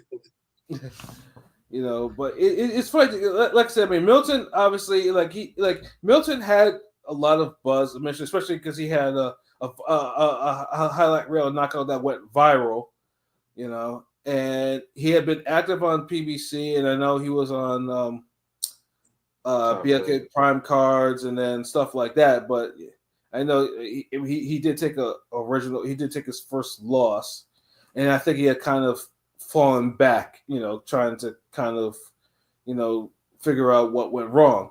So, like, when I saw that he was facing Murat Gassiev, the former unified cruiserweight champion, I'm thinking to myself, well, that's a hell of a jump. Like, that's a big jump from his competition.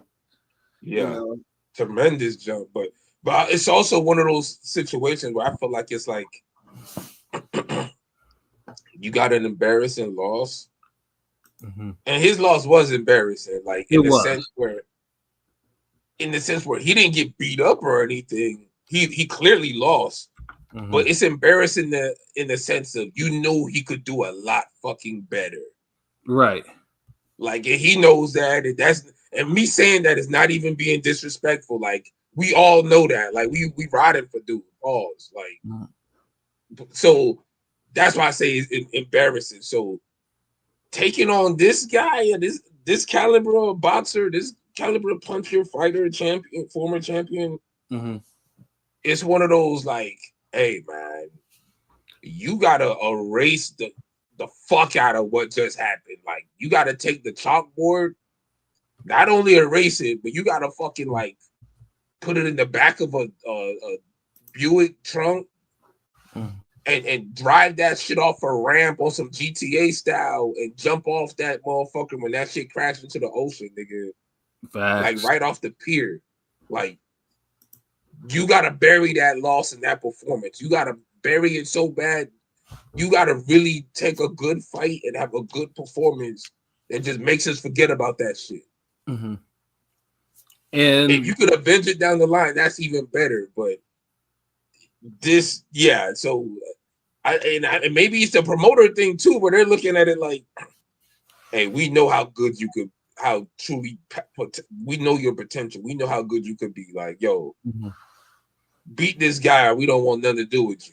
Like, hey, beat this motherfucker. Like, you could do it. Shit.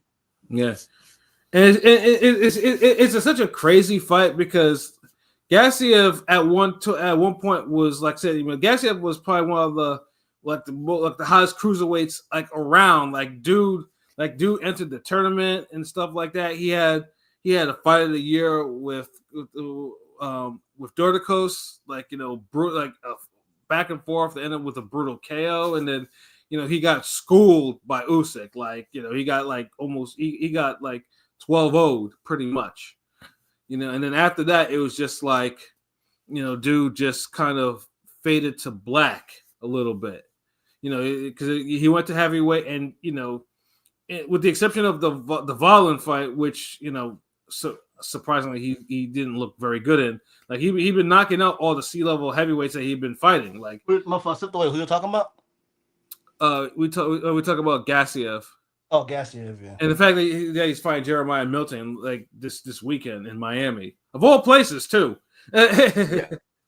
It's so random. I just heard about it like this week. It's actually this weekend. That's so I'm like, what the fuck? I just got. Yeah, but the wildest thing is too, that fight doesn't have a streaming. Like usually, DAZN's been airing these type of cards. That was DAZN's not even airing this, so I have no idea. If you want to watch the fight, join my Discord because there'll be somebody that finds a good link for it. Trust me. Hey, I was saying, it's hard because those kind of fights are always like hard to fight. You watch on them Russian streams, it's really hard to find those kind of fights. Yeah, like that's how I was talking about. Like when I saw Gassiev and Volin, like I was watching on a very a stream that was kind of like choppy and refreshing itself like every 3 minutes. It was annoying, you know. Same thing. Every Gassiev fight since he's been a heavyweight, it's been hard to find a link for that shit. Yeah, but since it's in America, somebody better just do their due diligence and be like, okay, provide a nice thing like so because. I definitely want to see that fight. You know, Ring Gang, we should have got an email about this motherfucker.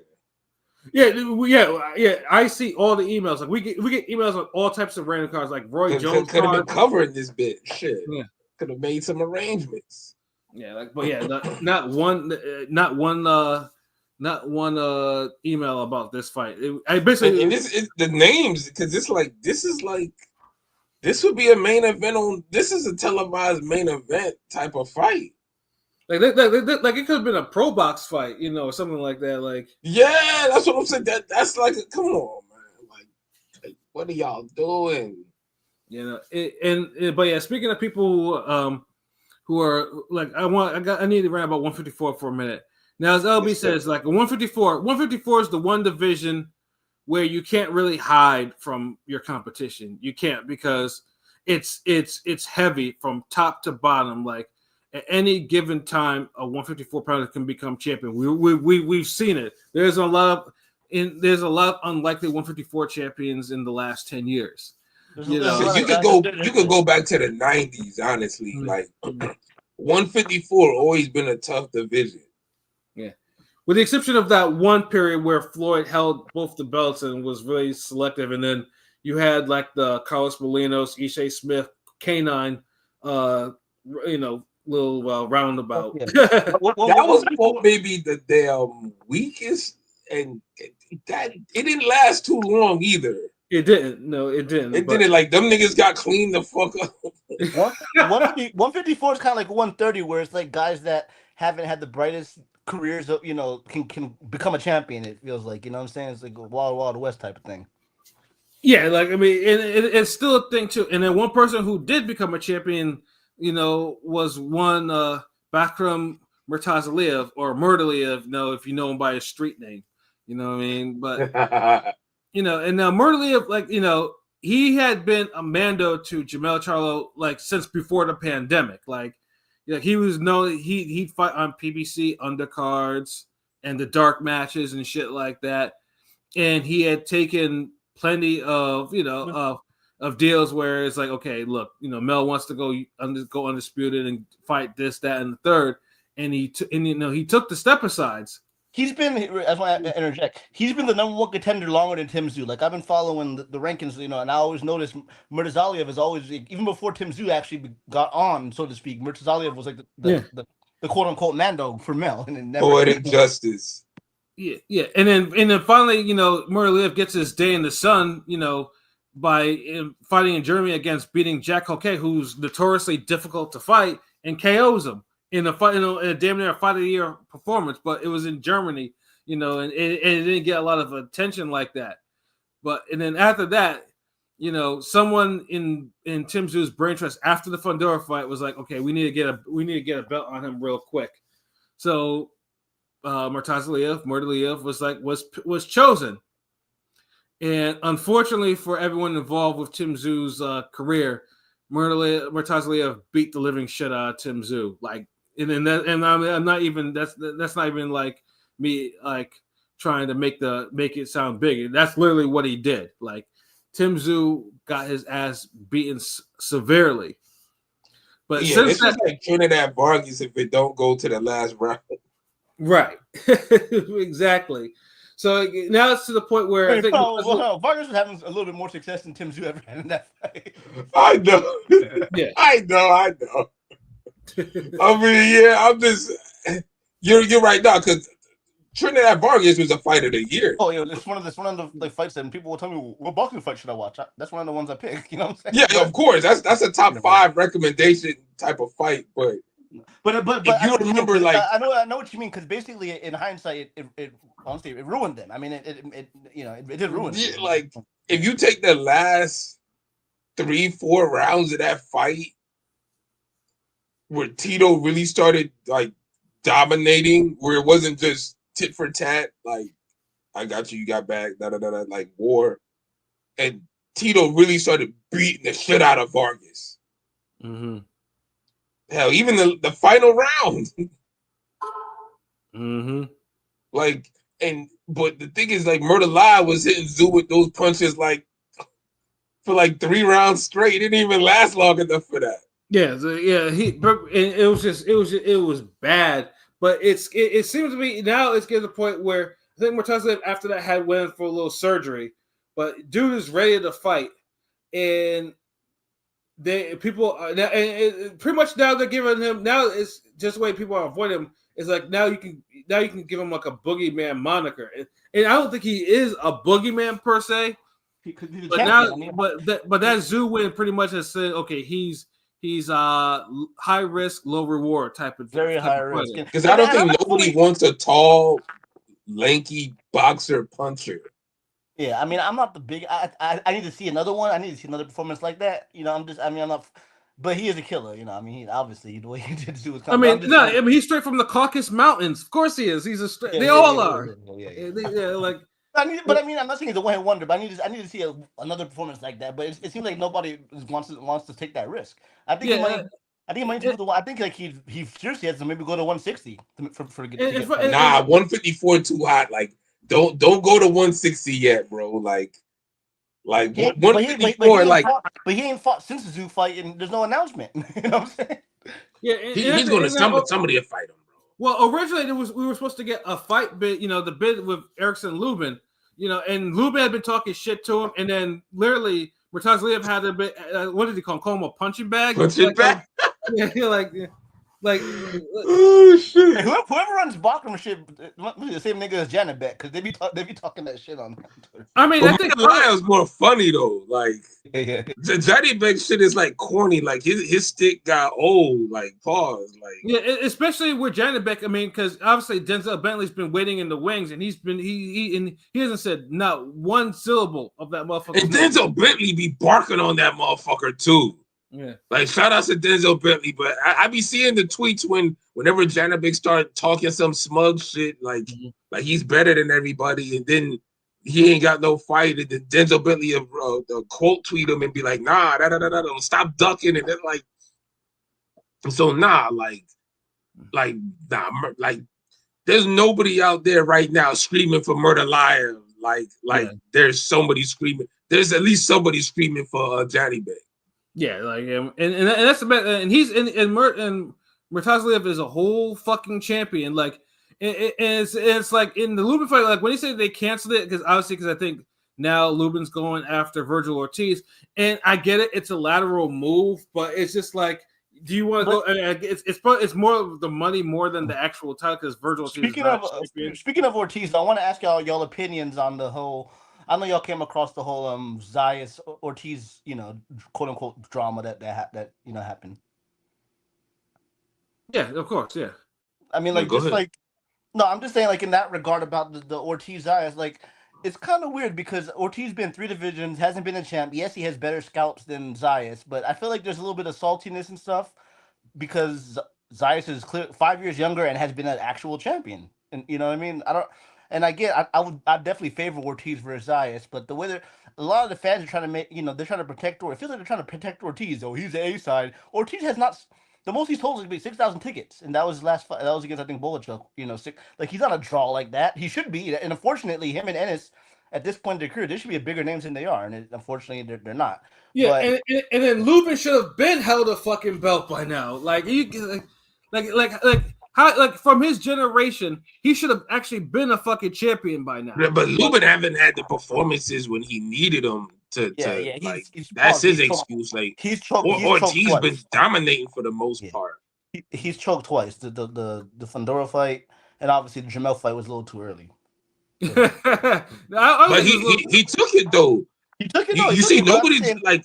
Yeah. How many young niggas is taking that Charlo fight? No, nobody's What would be the equivalent right now? No, it's not. It's not happening. Yeah, I mean, no, we spoke on Tama. That'd be the same. That'd be similar, right? If Tama stepped to a champion, but yeah, there you go. But I mean, it hasn't. Yeah, so like that's the thing. Lubin, the Fundora fight, he fought like a dumbass. He could have won that fight, but I don't know why he was in Fundora's wheelhouse. But he ended up getting the Martin after Tommy Hearn shit, right? Mm-hmm. That was that. Yeah, no, but it's just terrible though with Bortazli of like 154, like if you're ducking at 154, it's gonna get magnified 100 times because 154 is not a division you can duck and be like because you gotta fight somebody at 154. Yeah, because it feels like Zayas is trying to like just milk the title because Zayas been a contender for a minute too, and the reason why it feels so long is because he's been fighting the same caliber opponent for a minute, and he hasn't even been looking great or dynamic doing it. I don't think he has one stoppage at 154. Maybe it's like early on, but ever since he's been, because I remember at Welter, he was at welterweight knocking people out, but he was a big kid, you know. I thought he did have a stoppage before he won the title. I remember. I can't remember. Let me check. He's 22. Remember, he's only 22. Let me check his box rec real quick. Okay, yeah, he did get that stoppage last fight. Okay, yeah, I remember. I was like, but that's really his only one. You know what I'm saying? That 154. It's kind of because after that, I can't remember the last time. Yeah, before that, yeah. But yeah, so he don't punch like he don't have the intensity like that. I mean, my thing is, I mean, Top Rank, I think has plans for him, and I don't think they want to risk his belt so soon. So, I mean, obviously, whenever Top Rank kind of figures out the platform, I'm pretty sure we'll see because Zayas will fight next. Because how long is that going to take? And meanwhile, it's like Zayas is who he is, bro. Like, I'm tired of this developmental. Like, that's why I think Ortiz is like kind of like pissed off at. It's like, but he's going through the Charlo route. Look how long it took the Charlos to get their title shot. Yeah. And the same thing happened in the Virgil Ortiz, but at least like the Charlos, he's beating quality names. Mm-hmm. In two fucking divisions, really. Shit. Yeah. So yeah. Zayas. I mean, I wouldn't be surprised if he. And matter of fact, Boots should be. He at 154 now. Like he should be one. Like him and Ortiz should be one that work. I mean, they're trying to. I mean, Ortiz is like pretty much like, yo, just sign the contract and stuff like that and everything like that. But I think things are kind of slowing on the Zayas side about that because I don't think they. I don't think because I mean Zayas would lose against Ortiz. There's no question. Dude, look, Zayas gonna be one of the few niggas who get a title, and he's gonna make a real title defense against some nondescript nigga. Right. Cause that's the only move I see. Like they gonna wait till he gets a distribution deal. And they're gonna fucking main event him somewhere, have a Jobber Festival undercard, and that's how they gonna move Zayas. I just don't see him fighting any other quality 154 guy. Supposedly I heard he's moving to one. I heard like he might defend against Santillan, who's moving up in Puerto Rico type shit, and then he's gonna move up to 160 because what's his name Janibek's gonna go to 168, type of thing. So he'll get the WBO 160, right? Bro, oh god, and it's the same playbook, and it's like it'll be like he'll end up being a 2-time world champion or 2-division world champion. Ain't fight no fucking body, right? And it's like, why go to 160 when 154 is hot and you ain't fight no names at 154? It's like dude being protected if that's the plan. It's just funny because the Ortiz Lubin fight, it got soft announced, but then right after that, Zayas and Ortiz start beefing, and it's just like that's boxing 2025. And then Lubin's the type of fight that Zayas and them would take. Yeah, and then unfortunately for Bakro, like now we're hearing talks about him fighting Josh Kelly for his belt. Which is unfortunate for Josh Kelly. Yeah, I mean, I get it too, but it's like, God damn it! Like you go from Zoo to Josh Kelly, it's just like, then you clearly know how fucked up the shit is. But I feel like at this point, I think Bakram, he's just going to take any fight. Yeah, of course. Yeah, fighters got to fight. And and if he's going to take Josh Kelly, at least that's the fight Boots ain't got to take. Right. So I'd rather Murder get that fight. Yeah, purse bids failed, right? I mean, because you remember, like last week, I don't know if you ever recall, I just go on Twitter a lot and I see it, but last week, Ortiz, not Ortiz, my fault, Lubin, Bakram, the purse bid failed, and I was like, yeah, nobody wants to pay for this fight, not PBC, not even Pro Box want to pay for that fight, you know what I'm saying? And then, the next couple days after, you hear the Ortiz Lubin fight, which is a good fight, but we expect Ortiz to body Lubin. So. Yeah. Yeah, I mean, it's PBC didn't want to do it. Like, okay, look, we wanted you to keep you in this dark matches. What's all this paying you to defend your title shit? Like what is that all about? So it's like, yeah, he's getting a raw deal because he's too fucking dangerous. I mean, yeah, that's all it is. He don't have a name like that. Like he has a name. I mean, because he KO'd Zoo, but it's like it ain't a name to the point where it's like he got like a brand behind it. Like it's not like a Golovkin level type of guy where like you could risk getting knocked out, but you're gonna main event. People are gonna watch it. It's an event. Yeah, they don't want that. That motherfucker's either gonna have to knock out some people, so either get so the fans get behind him some more, or he gets beaten straight up. Yeah. But that's the thing. A guy like him who's dangerous, he has to keep fighting to just keep getting the KOs. I know he mentioned the fight announcement coming soon, but he said that a few months ago. But I'm just saying, like at this point, he's gonna have to look bad and barely win on the cards for him to get a fight. Now he got to do that and produce a last 10-second knockdown or some shit to win. Right. Because they'll rob his ass just so they get that belt from him. Yeah. And God forbid, so he better just keep knocking motherfuckers out. And like I said, if he faces Josh Kelly, I think Josh Kelly's he's starting to match him. So it's like Eddie's going to do everything in his power to kind of make sure Josh Kelly leaves with that belt if he goes the distance, because Josh Kelly ain't knocking this motherfucker out. So it's like, yeah. So he better add Josh Kelly to that damn Matchroom highlight reel of KOs.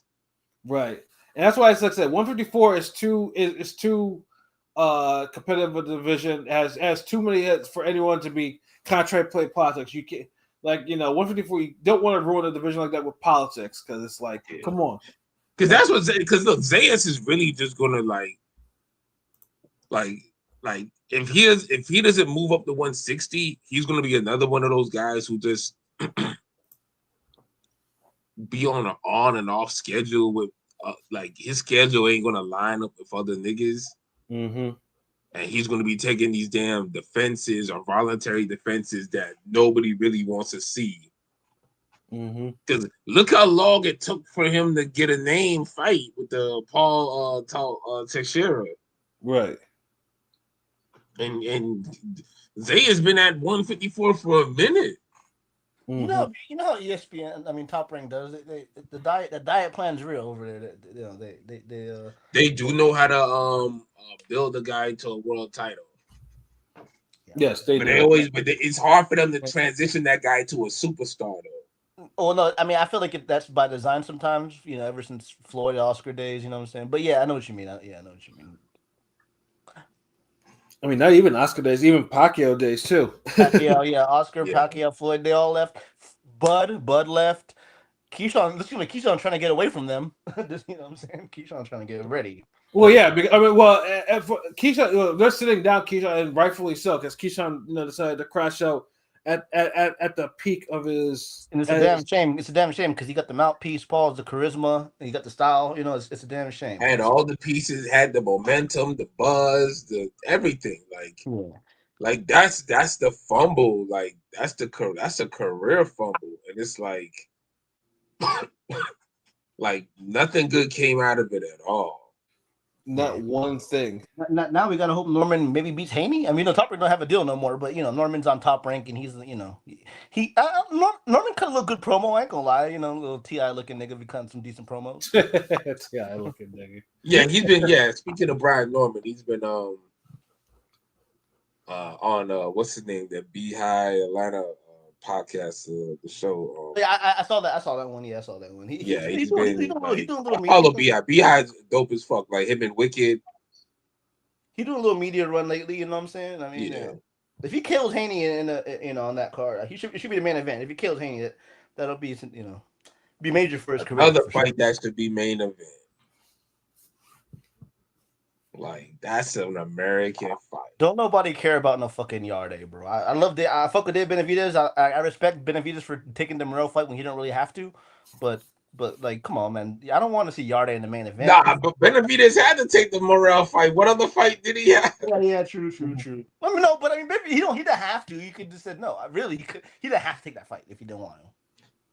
But it's like he loses all his momentum. Yeah, he had. Well, yeah, I mean, it was kind of yeah. You're right. I guess. Like how you can't keep beating up Plant, nigga. But I've seen Yarde. The thing is, we've seen Yarde fail too much. We've seen Yarde look boring in fights. He's lost 2 title fights, even though he did give him a better be a tough fight. You know what I'm saying? But absolutely. But but when he's not on that level, he's in fucking boring ass fights. Pat, you watched them shits. You watched like his last fight with Lyndon Arthur was fucking boring, and he stopped him last time he fought him. He stopped him. You know what I'm saying? Yeah. Like, KO him again. What the fuck? Yes. He looked like he was possessed in that rematch, and then this decision bullshit for the third fight. Yeah, it's terrible. It's terrible. But yeah, Norman can definitely become a star. But I mean, yeah, if he KOs Haney, then a certain population of boxers will probably just will consider this like he's like number one. I mean, I'll be honest, it's a tough fight. Like you could be a Haney. You don't have to be a Haney fan. You could be a Haney hater. You can hate this motherfucker all you want. Mm-hmm. But one thing about Haney don't duck no smoke. And he can box. I mean, I know it's 135, 140, but he got skills. He does have skills. He got skills, but the thing is, like, he believes in him enough to take the fights, though. Like he legit takes like fights, like, like he takes threats. He takes dangerous fights. Like, I'll just be honest, like, yeah, niggas could get at him about the man. You got undisputed by Kambosos. You ain't got to kill since Obama was in office. Yeah, all that bullshit. But after Kambosos, what he was doing, like he didn't take a bullshit fight since. You have to fight. He didn't have to fight Loma. He didn't really have to fight Loma, so he did. I mean, and now we glad we did see that Loma fucking retired. Loma was trying to scoot out without taking no more tough fights. Well, I mean, and Loma had been ducking Haney too. So I mean, he needed that. Like that was a legacy fight for Lomachenko. Like he needed to take that ducking ass. But yeah, no, it's boxing. Yeah, boxing has some stuff going on. And just before we go into the BMF movie review, I gotta say, Jake Paul's having his boxing events on Friday and Saturday night. I think Friday night is the prospect version of it. You have the up and comers that he signed, and then Saturday's more of his name fighters. So if you're looking for a boxing fix this weekend, you can see it on a Jake Paul card. And that Saturday card's pretty good. I ain't gonna lie. Because they got Claggett, Jermaine Ortiz. That could sound boring, but it is a 140 fight that kind of has some a couple names. It's a decent card. It's not even, and that's not even the main event. You know what I'm saying? That's not even the main event of the cards. No, it's the main event. Tellez versus hold on. Tellez, the fake WBA champion at 154. He's fighting. Hold on. He's fighting. Damn, I don't even know what the fuck. Yeah. I can't. I don't know. Yeah, it is. Yeah, I don't fucking know his name. Hold on. Fucking sound effects today. He's fighting the guy Barao, Boss Barao, who's been He's been ranked for a while. He's not really anybody special. That's why I couldn't know his name. His name is Abbas Barrel, Oh, 1601. it's a fucking creative character ass name. He lost to Jack Koke back in. Oh, okay. Well, I Jack mean, Koke be getting all these little significant low key wins. yeah, I mean, like I said, Koke was. I wouldn't call him a boogeyman, but he was always like I mean, he was fringe, but like I said, he gave Derevyanchenko and Andre hard fights when they're in their primes, in their actual The primes. thing is this, like, he's one of those guys, like, you had to be quality to beat him. Mm-hmm. And you notice only really the best, like, quality is only beating him. Yeah, because his style. I mean, he's the only one that I've ever seen Derevyanchenko. Like Derevyanchenko nearly lost to Duke because he was, like Derevyanchenko for whatever reason slacked up in the second half of the fight. And oh, go ahead, Pilot. No, my bad. Finish what you're saying. My bad. Finish what you're saying. Yeah, no, Derevyanchenko slacked up in the second half of the fight, and Koke was beating his ass. I was like, oh. He started throwing combos and shit. Yeah. And then Andre was throwing hands with Dude, like he had to throw hands because Koke was giving him a little bit too much trouble. So it's like, because Tellus is fighting that guy Barral, and they got Jermaine Ortiz, Claggett. Oh no, Claggett's not in there no more. What the fuck is a replacement? That's trash. Claggett got injured. And then they got Body who stole Silve's spot basically after that vicious KO. But he's fighting Roger Gutierrez, 130 guy who was kind of a champ, right? No, he was a champ. Roger Gutierrez. I mean, I think he's on a little bit of a slide though, but Gutierrez is still he's still a puncher. I want to mention something real quick. The fucked up part about that is I was kind of high on Silve. He lost to Body, but Body hasn't done shit since then. Like he's squandered. I know he signed the MVP, but he hasn't done shit since that KO. Like that was a KO of the year, a shock of the year. My server was going crazy when that happened, but he ain't done shit since it. Well, I mean, Gutierrez is a step up in this competition, so we'll see what he's all. We'll see what it's gonna be all about. But I'm just saying, like after the KO on a Jake Paul card, and you haven't really made the most of it. I felt like that was a co-main, and you iced the MVP guy. I don't know. Like Body could have. He's kind of mid. He's gonna lose it. Like he didn't take advantage of his momentum. Yeah. He could. It could have been way. Yeah, should have been way more advantage. Yeah. So I mean, but like I said, I mean that's like I said. I mean, it starts at 8 p.m. So yeah. On the zone. Yeah. Not the zone pay-per-view. And you know how Jake Paul operates. There's only the zone pay-per-view if he's on it. if he's actually fighting. Because Jake Paul is one of the few that actually goes. He goes to different platforms. It could be YouTube, it could be DAZN, it could be Netflix. He's basically done enough business. So like he doesn't know, but DAZN is pretty much where he puts all his prospects shows for the most part. That doesn't ever change. So yeah, if you're looking for a boxing victim, I mean, like I said, Jake Paul, as long as he's not fighting on it, his cards are actually entertaining to watch. So as long as he's not fighting on there, it's the truth.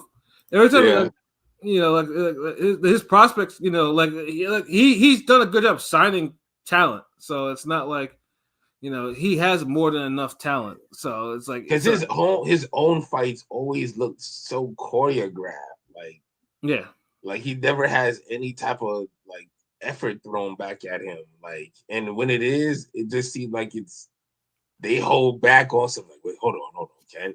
Like, are we boxing Johnny Cage or Jake Paul? On the movie, like. Yeah, exactly. Like Chavez forgot who he was for like 9 rounds. Then he woke up the 10th round, best round of the fight. Yeah, and that was frustrating just to watch that happen. It was just like, because if Jake Paul wasn't doing nothing special, hell no, he wasn't. But the Friday card too. Like if you want to see the pro debut of Jamal Harvey, he signed an Olympian, as well as see the return of Yoelvis Gomez, who's trying to rebuild his career after suffering that loss on PBC TV against Marquise Taylor, who surprisingly is not in any recent fight cards, considering that he got the most buzz from KOing someone in that little dog sparring thing that Turkey had last month. Man, Turkey pulled the damn rug from under niggas' feet, dog. The old classic banana in the tailpipe. Like, girl, I'm sorry for cheating on you, but here's a Chanel bag and some movie tickets ass apology ass shit. Like, nigga, just say anything. Like, is it on one hand, it was probably one of the rawest shits I've ever watched. Like, it was like them cats was niggas risking brain bleeds for nothing. Yeah, and Marcus Taylor. Did they even get paid for that? I don't even know. I don't even know what the whole thing. All I know is Turkey was like, I am holding sparring to see who's gonna be on the show. So it's like, and then all these name niggas all came in there. And funny thing too, that thing had more of an atmosphere than most of his cards. Like it was amazing. Like that shit was packed. And then and there's no referee, and the motherfuckers. This shit look like the goddamn lower level like gym stages from Fight Night Champion. Honestly, it looked like a scene out of a fucking pit fighter. Like I was just like, God damn. Yeah. They're like shit look like the fucking Kumite, nigga. Yeah, there was just so much to take in, like some real brutal sparring and knockouts. It was getting rabbit punched the fuck up. Yeah, and then not one of them cats made it onto the prelim or the main card, which was wild. Put their career in jeopardy for that. I really don't mind the card being kind of because I do like the co-main and I do like Colin Walsh versus Vargas. There's two young guys that are risking their zero. I don't mind it. To be honest, Pilot, you be just weird, nigga. What the fuck?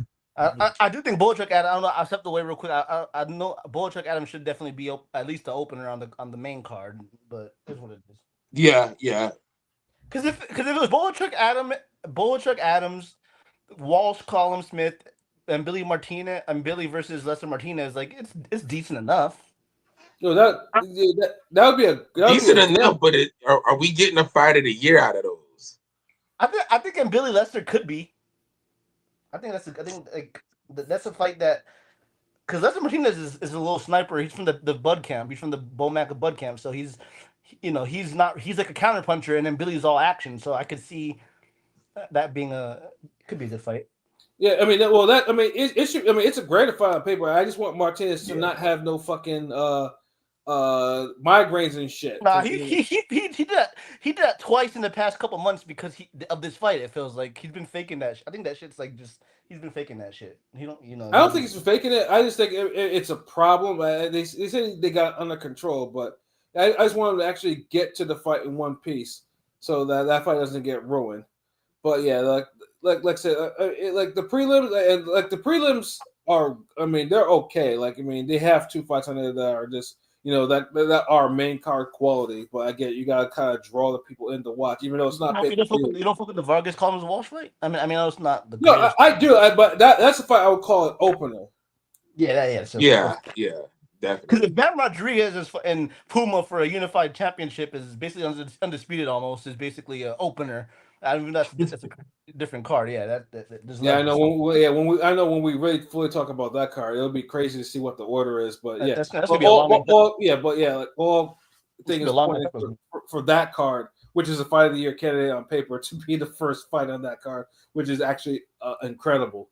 But yeah, no, that's a better card than the Canelo Crawford card. Oh yeah, easily it is.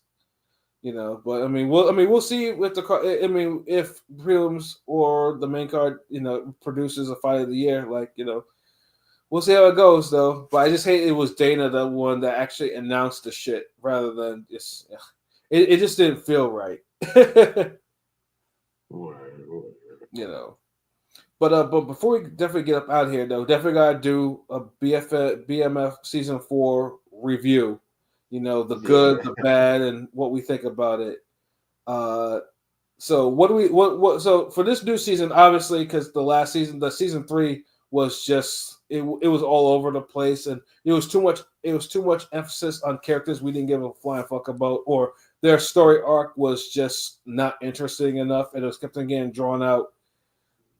I've said this before. I've said this before. Like with 50% shows, like it comes in spurts. Pause. Like it feels like there's a good 3-run episode. It could be early in the season. It could be in the middle. It could be even the end. But I felt like there's never a consistent, like good season. It's always like in spurts with his shows. I don't know what it is. Because this season kind of started out decent. Like it was pretty good. It started pretty good. I feel like it started pretty good.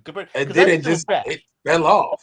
Last season was trash. So like the start of the season was like pretty damn good with everything, you know what I'm saying? Even though Lamar has 9 lives type shit. Yeah, they just started retelling the same story over. Yeah, because I think they realized that because Lamar is such a popular character, and dude that's playing him is bodying his role. So they're making it all this unbelievable shit, like how he survived this, that, and the third. You know, I think when it comes to power ranking the actors, I think Lamar's the best, but the guy that plays Terry is pretty good too. Like those two clearly are above the class in terms of acting. I feel like on that. Yeah, show. easy. Yeah. Although the dude, I mean, obviously that plays Meech. You know, I mean, for an actor, someone who probably who probably learned how to act on the spot. How about what's his name? Evil Floyd Henderson, the dad. Smart guy.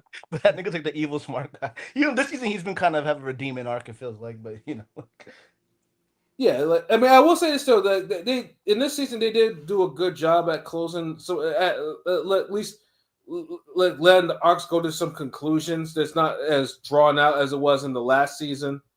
Like they moved certain arcs along, and and like I said, it made some of the earlier episodes of the season like really good. It made it like watchable and to like great to watch. But I hate how they tried to make it seem like Lucille had a powerful moment. Like, bitch, you just quitting church. Like, the fuck? Like, get the fuck out of here. Like, you see how they set it up? Like the music and everything. Like, she about to really tell people off. It's so crazy to think about. She's that chick from Fresh Prince that was tricking on him, the nerdy bitch. She's been around for a good minute. Like, I mean, I remember her back in the day on Family Matters. Like, she was the Family Matters too. Yeah, like she's been on a lot of different things. Like she's that's why I'm happy. Like, I saw like she's put in a lot of work over the years. Like she's and we mentioned this. It's consensus, right? Terry's baby mother's finding Lala, right, in 2025. Yeah. Lala is I'm sorry. Like I'm tired of seeing Lala in these shows, and I don't know why it's like the point. Black woman in some of these shows, but it's just like she can't act for shit. Bronson had BBLs back then. I'm sorry, and she can't act. So it's like, yeah. And funny things too is like, I mean, I guess like if her personality was like how it was back in the MTV days, hey, it's Lala, that type of shit. Maybe I could probably tolerate it, but ever since she, plastic surgery, and she got that perpetually sad plastic surgery face. Shout out Direct Effect DFX. Her and DJ Clue, they almost raised me. Pause. I'm just saying, like that was a good team. That was my MTV jams. I know you're a little older, but that was like my MTV jams. I mean, it was mine too, nigga. What the fuck? Not Pat. Sorry. I mean, damn. Like, did we get too old for music? Shit. Y'all was just enjoying it as jits or some shit.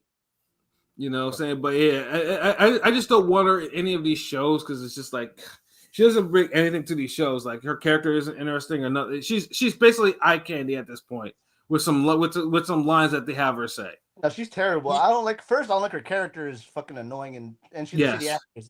A shitty actress. It's a double. It's and this whole begging that like I want to be on and I want to run things. She got the X-Pac heat. Stop.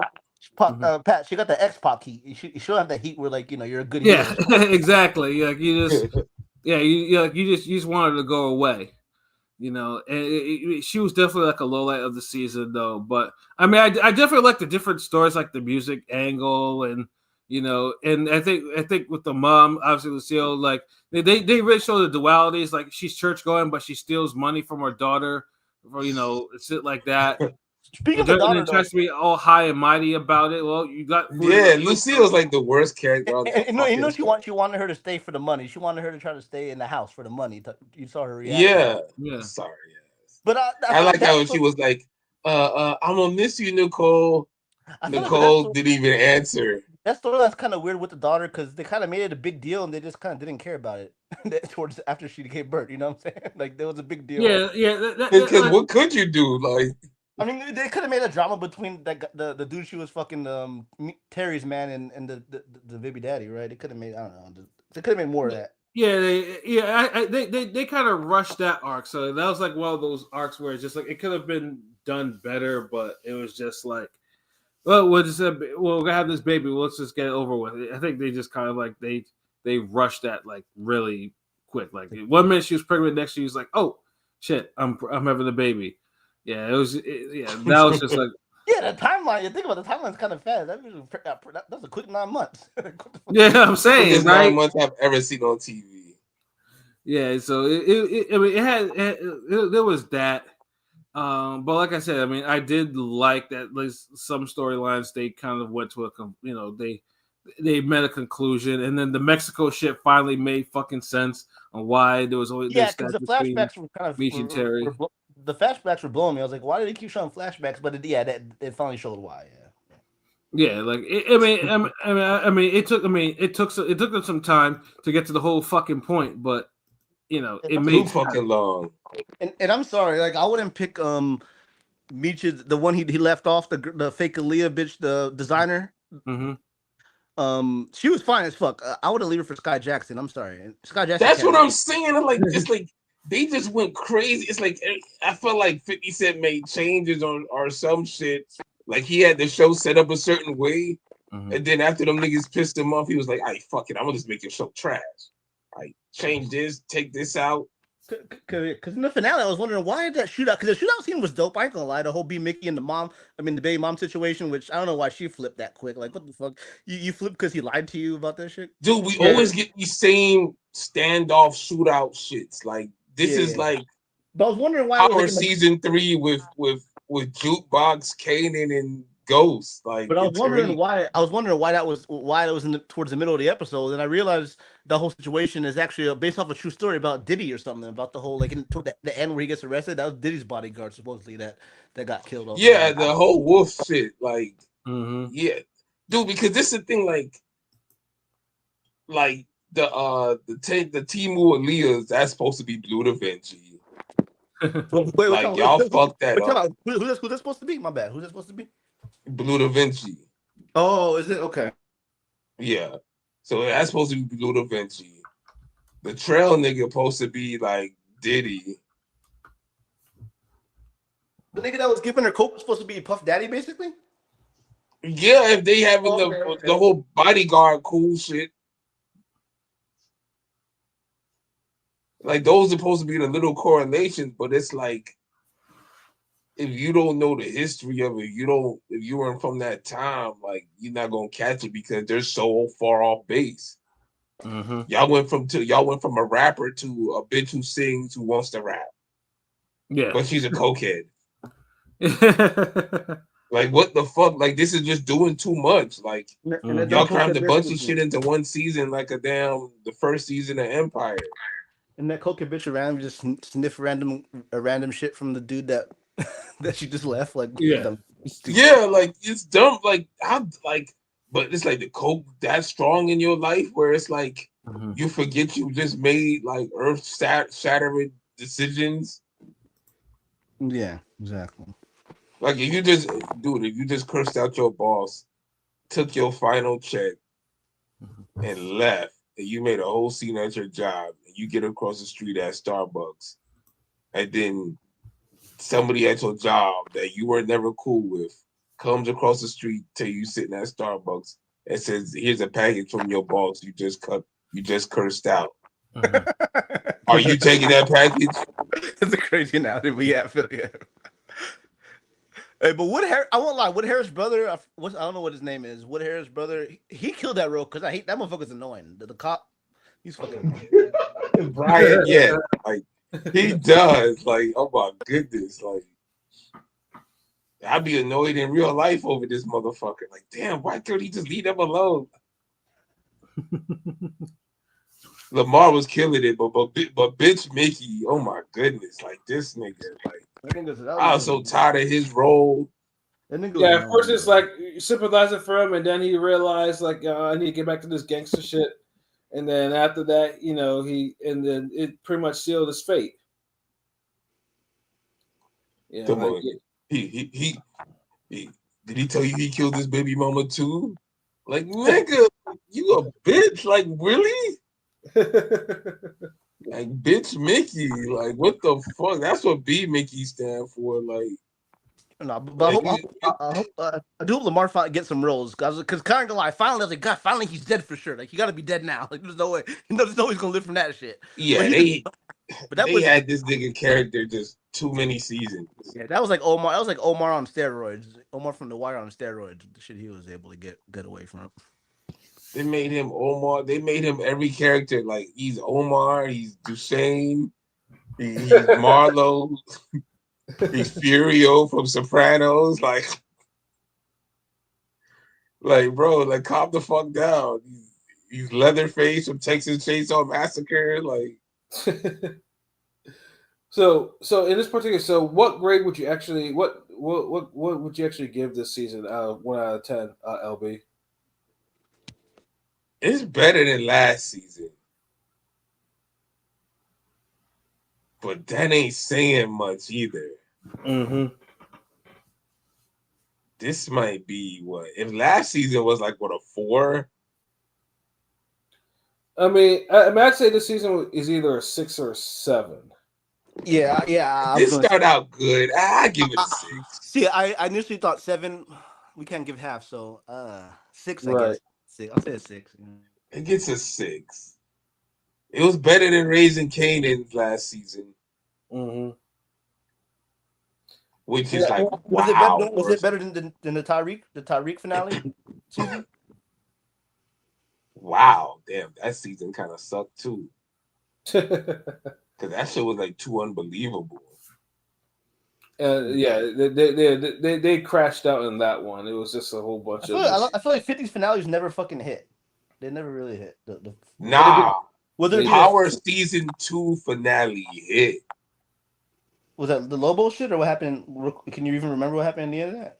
Okay, remember, season 2, Power season 2 finale. Damn, I'm gonna have to rewatch this, but that's when Ghost went to like Cobra, like he turned into Solid Snake, like whatever, Metal Gear Solid, and he started fucking killing niggas, doing the covert ops where he killed like the distro, like he killed all his distros.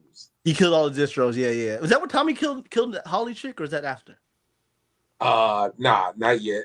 Not yet. Okay. And then he finally confronts Kanan. Like, he find out Kanan was the one who was really doing all those hits from season 1. Yeah, like the bitch with the shoes and shit, like pink sneakers or whatever. Yeah. So that's when him and remember and Kanan, I think did he murk Wade in that shit too? That was the episode before that. That's where he killed the kid from The Wire who was like his understudy. We didn't really see much about him, but I think that was the understudy. Remember that? I forgot his son.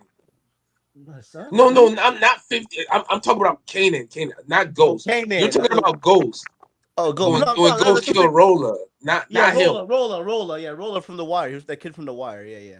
Nah, because remember, Ghost kills Marlo in episode 10. Yeah, Roller's the one where he's like talking to Roller, and Ghost is kind of crying about it. Ghost is kind of sad about killing his, because that was like his even though we didn't really see much of Roller, that was like his little bro. That was like his. Yeah, you only seen him in like maybe 3 episodes. Yeah, but remember, like Kanan kills his son, whatever, like Sean, the big D Wade looking. Yeah, Sean. Yeah. So I think that's in the finale. But all that shit happened in the finale. Kanan and Ghost finally had they shoot the fade. Ghost wins. He burns down the building. You think Kanan's dead? Then he comes back at the end of the season. Was that the third? When Kanan comes back, is that that episode? That's when the 3rd season starts. Yeah. Okay. So I'm saying, but the way they left season 2 was like it was definitive, but the way they left it was open ended. Like, okay, Kanan survived. I thought Kanan died. I thought Kanan died. That pissed me off a little bit. The nigga survived that shit. No, but that was dope. But see, it's dope he survived because that just showed you how dope Kanan is. But see, they made like, but you got to remember they kept giving the same play to all his other shows, and only Kanan really pulled it off because Power is just a better show than all them spinoffs. But remember, like the way the episode ended, I think Lobos or one of those niggas was putting the hit out on Tommy or something. Like he got the card and it was like, oh shit, like these niggas watching me. So it was just like that was the hardest finale them niggas had. The whole bringing a nigga back to life, they cheapened it because after Kanan, they kept doing it in all the other shows. They did that with fucking what's that boring ass rapping nigga? Joey Badass. They did it with him. Not boring. That nigga is not boring, but that's for a different. Nah. He nice when he want to. Like, remember I've been live playing his music. I used to watch Mr. Robot. And he was good in that. Like, he's a pretty good actor. He's a pretty. Good actor. I honestly, he's a better actor than rapper. I knew you were gonna say that shit. Yeah, that's just me though. Like, you know, he's a much better actor than rapper. Like that. No, but he's pretty. I don't be impressed by the rapping. Like the rapping is cool, it's dope. Like, yeah. No, but I don't feel like I'm missing out on nothing. I got on late. Like I listened to the album because y'all told me to, but there was so much dope shit in the blog era. Like, I didn't like the whole gimmick of being a '90s rapper when you're. Thank you. You're born for that shit. Pilot gets it. Yeah, that's exactly how I feel. Like nigga, and you're closer to his age than me, nigga. Like, yeah, basically. Yeah. Like I lived it, so why the fuck I want to revisit it from somebody else younger, nigga? Like, I'd rather hear Pat talk about some older nigga shit than hear a nigga half his age trying to talk about the shit Pat talking about. I'm gonna just be like, yo, shut the fuck up, nigga. Like, before we go, I want to ask y'all real quick because shout out YouTube. YouTube had Juice on. I want to ask y'all. Tupac killed that role. Like he bodied that shit. But I want real quick before we go, I want to ask, what do y'all think Tupac's best acting role is? Is it Juice or something else? Before that's Gridlocked. Gridlock. I've heard that one. I think it might be Juice. But Above the Rim, just because the cast is amazing, so I can't say that. But I'll say Juice. But I think Above the Rim and Juice to me. See, Gridlock is because he wasn't playing a cop. He wasn't playing like a thug or anything like that. He was basically playing a heroin addict musician that was trying to get clean. Yeah, a junkie. Yeah, he had to really kind of go in his bag for Gridlock. But Gridlock is the movie, like, it's my least favorite Tupac movie. Really, Bullet is my least favorite, and I have all of them. I fuck with Bullet as a movie though. How about Poetic Justice? What do you think of Poetic Justice? Is it up there? Yeah, his acting in Poetic Justice is great, actually. Yeah, no. I mean, it's hard to really pinpoint a Tupac best acting performance. It very well might be Juice. He was a pretty good actor. Yeah, Juice was different though. I just watched that recently. That's why I'm just wondering. Yeah, Juice. Gang related. He killed gang related too. Funny, so I think gang related was kind of like it wasn't anything special. It was cool, but I think it was too paint by the numbers in terms of. I think because the movie was set up that way. Yeah, like you give him a better vehicle, the acting stands out more. Yeah, that's what Gang Related was just like. It was a cool movie, but it just seemed like he would do the movie for like a check or whatever. Whereas Gridlock, but see, that's how Gridlock felt to me though. I mean, I really thought Gridlock. I mean, for him, like because him and Tim Roth had that good chemistry. They had great chemistry. You're right about that. Yeah. So that's what Tupac, one of those niggas, like it's like he almost had like he would force he would just like you can't force great chemistry, but like he would just make great chemistry with like a lot of people. Right. Yeah, and Bullet, I don't like it. I mean, Bullet is a dark fucking movie. Like there's no quite like it's underrated. Dark okay, movie. That's why I fucking. It's like like there are no wins in Bullet. That's how bad. And Tupac does with it though. Like, and it has a certain aesthetic to it too. Like I don't know, like, but Bullet kind of hits. Yeah, I mean, Blood's also like my least visit. Like I said, I own the movie, but it's like I don't. It's been a while since I actually watched it. Whereas I could watch Poetic Justice, I could watch Juice, I could watch Above the Rim, Gridlock, or even gang related. Like I could watch them, but Bullet is like one of them. Just like because it's too fucking dark. Yeah. Yeah, go ahead and watch your fucking Peter Pan Neverland, motherfucker. Like, go ahead. Yeah. Well, I mean, well, yeah. I mean, hey, like, I mean, you're the one who put me onto that whole suite of movies. Like, that's the Twisted Childhood universe. Remember? Yeah. So now we're gonna see that through until that universe is done. Like, they still got more movies coming out. The Bambi movies is next. It's out in UK. Oh, I can't wait for the Bambi. The Bambi joint look fire. Yeah. It's gonna be the Bambi, and then the Pinocchio movie comes out later this year. That's gonna be fucked up. So that's gonna be fucked. Yeah. How you going? I hope they don't fuck it up on some. Well, I mean, Peter Pan is different. Peter Pan always gonna be some weird demented shit. But Peter, like if you listen to our review on it, like they went there over and over again with the Peter Pan shit. I mean, I never hated a movie, but rated it so highly in my life. Yeah, it's a fucked up movie, but yeah, I hate it, but it's a 9. But like say, it's good that because clearly the movie, like now the universe got more money behind it, so we get the Peter Pan movie, we get the Bambi movie, we get and it looks like it doesn't look cheap, like the special effects don't look like they look good and everything like that. So that's the thing I'm happy about, at least with the movies in there. But yeah, that Bambi movie, I know it's out in the UK, or no, it's out in the US, but you have to find it. But obviously, I keep my eye on whenever those movies are getting ready to leak. Thank you. I mean, you ever found that the Steppenwolf come out yet? The English? No, it has not. I've looked for that. No, it has not yet. Damn, boy, they when Force come out and then we can wrap this up, man. What's that? When Force dropping? What do you mean what Force? Oh, what do you mean what Force dropping? Power of Force. Oh, Power Force. They come out this year, right? Yeah. Oh, my bad. Hold on. Let me see. Power Force comes out season. It's 3, right? Yeah, it's 3. Yeah, final season. Yeah. So it is. It's slated to appear on November 7th. God damn, that long? Yeah. Hey, niggas gotta have something to watch when it's cold outside. You said December? November. Okay. Well, no, because I know Star was reading the show. Stars is supposedly like Spartacus. So I'm saying 50 is supposedly losing a lot of money for Stars with them shows. You probably got to go to Tubi now or something. Because BMF, dude, bro, because it's like, dude, like 50, like. But y'all saw the report though. But y'all saw that report. Yeah, right? No, I seen it. Like it just 50. His shows ran their course, man. Like I'm kind of like after Force, I'm kind of like done. But then you heard they're making a Power Origins. Yeah, the spinoff.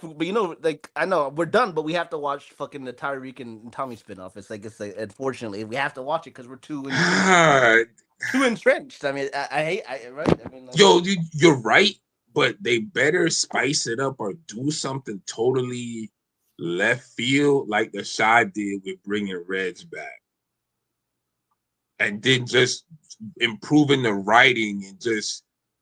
Somehow just making every episode for the season entertaining. Like you're right. It goes back to, and I don't want to even get too long into it, but it goes back to what you said about a lot of the seasons of his shows will have like a 3 or 4 episode stretch, and then it'll go to being mid.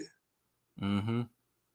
And he needs to get over that hump. Like the shows are getting stale. I'm sick of watching black niggas and drugs all the time. I ain't gonna lie. I'm kind of that's why he need to do the boxing angle. Do it in America. Do a boxing show. Like, bro, like just knock out a boxing show. Like, it's an alley-oop right now. But the boxing show is gonna have some drugs in it. I know what you mean. Yeah, I know, but at least make that be the fourth. Like, if he ain't gonna do boxing, do a whole do rap industry, do music. Mhm. That's it.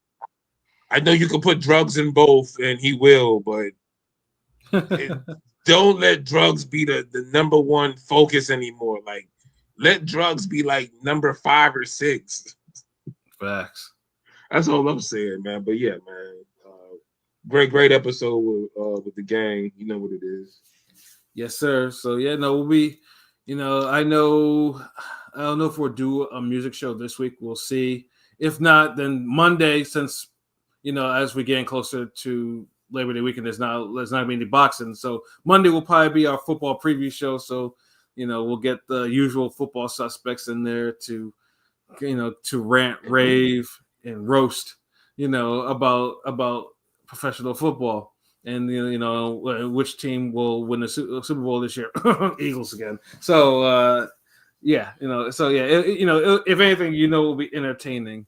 Especially if be in a certain member from Chicago / Florida, continues to send me more fucking DMs about the fucking Bears and the fucking bullshit that they're doing in the preseason. So Deontay Jones, where you at, man? Get this nigga. Yeah, I see. That's what we should probably do it on Sunday too. But niggas got things to go on Sunday. That one. That's on y'all because it's football, and y'all might get if y'all go live on a Sunday, y'all actually might get some views because it's Sunday. Yeah, you know what? I might. Yeah, we'll run it by P, see what he's doing in Rome, P in Rome, just to figure out. Yeah, that might actually be a Sunday evening. Like I wouldn't even mind that. But obviously, we'll see if we'll try to get the battle in. If it's not this week, next week with Shuttleworth and Pilot, the R&B version and whatnot. It'll be our last battle for a while. Yeah. Word. And of course, the thing is, it's I know you and me, we are always listening to music, posting music, and I see what you're doing, nigga. You trying to warm up, you practicing. But I know we're always consistent. We're always going to be here. So that's why. We're always here. We always here. Thanks. You know what I'm saying? But I ain't gonna be battling this old ass nigga all the time. Mm-hmm. Yeah, and me and you we've had 2 battles. Well, we definitely. How many times do you and Rome? Pat, how many times do you and Pat? How many times do you and King P have battled? Once. Once with P and once with Rome. I feel like you and P got to do another one, and then Rome gets the winner. I don't know. Rome is the only one who I haven't beaten. Oh yeah. But on the flip side, I gotta win over all y'all niggas. Yeah. Yeah. So, but we'll see. Like I said, I mean, I know, it's getting to Labor Day weekend. But I take the pride over the R&B shit. That's the one I want to fight this nigga over. That's the pride. The nigga who makes soulful music lose a battle on R&B soul. I want a majority decision there. We'll see what happens next. Yeah, your fucking Josh Taylor ass, pro-grade ass. I got stopped 2 weeks ago. It's all good. We'll be here. I got Oh yeah. Oh shit. But yeah, man. We gonna I guess see y'all next week or whatever, right? Or I don't know. Maybe later this week. I don't know what the fuck. Yeah, no, we'll see though. But definitely the football show is definitely coming because I want to make sure we get that off before the season starts. Because the football talk, it's harder. It's getting harder to suppress it. So I got because I see the chats are getting more football-y or footballish or like I said though, we fuck with a lot of different sports and everything like that, and like I said, football, and plus it's a prime for fantasy football if you do that, or betting if you do that. It's a good it's one of the sorts where you can really make some money. Just if you put your mind to it. Word. But yeah, I mean, even the one that doesn't follow football puts bets on it because it's you just never know. Yeah. But we'll be back soon for no question. So for myself, Pat Scorpion, New England representative, for LB Shuttleworth, the God, the GOAT artist, for King People Nagby, and for Cautious Pilot. This has been another wonderful episode of Real Talk, where as always, if shit's real, we talk about it. So until next time, peace. Sample Dynasty out now. Tell everyone.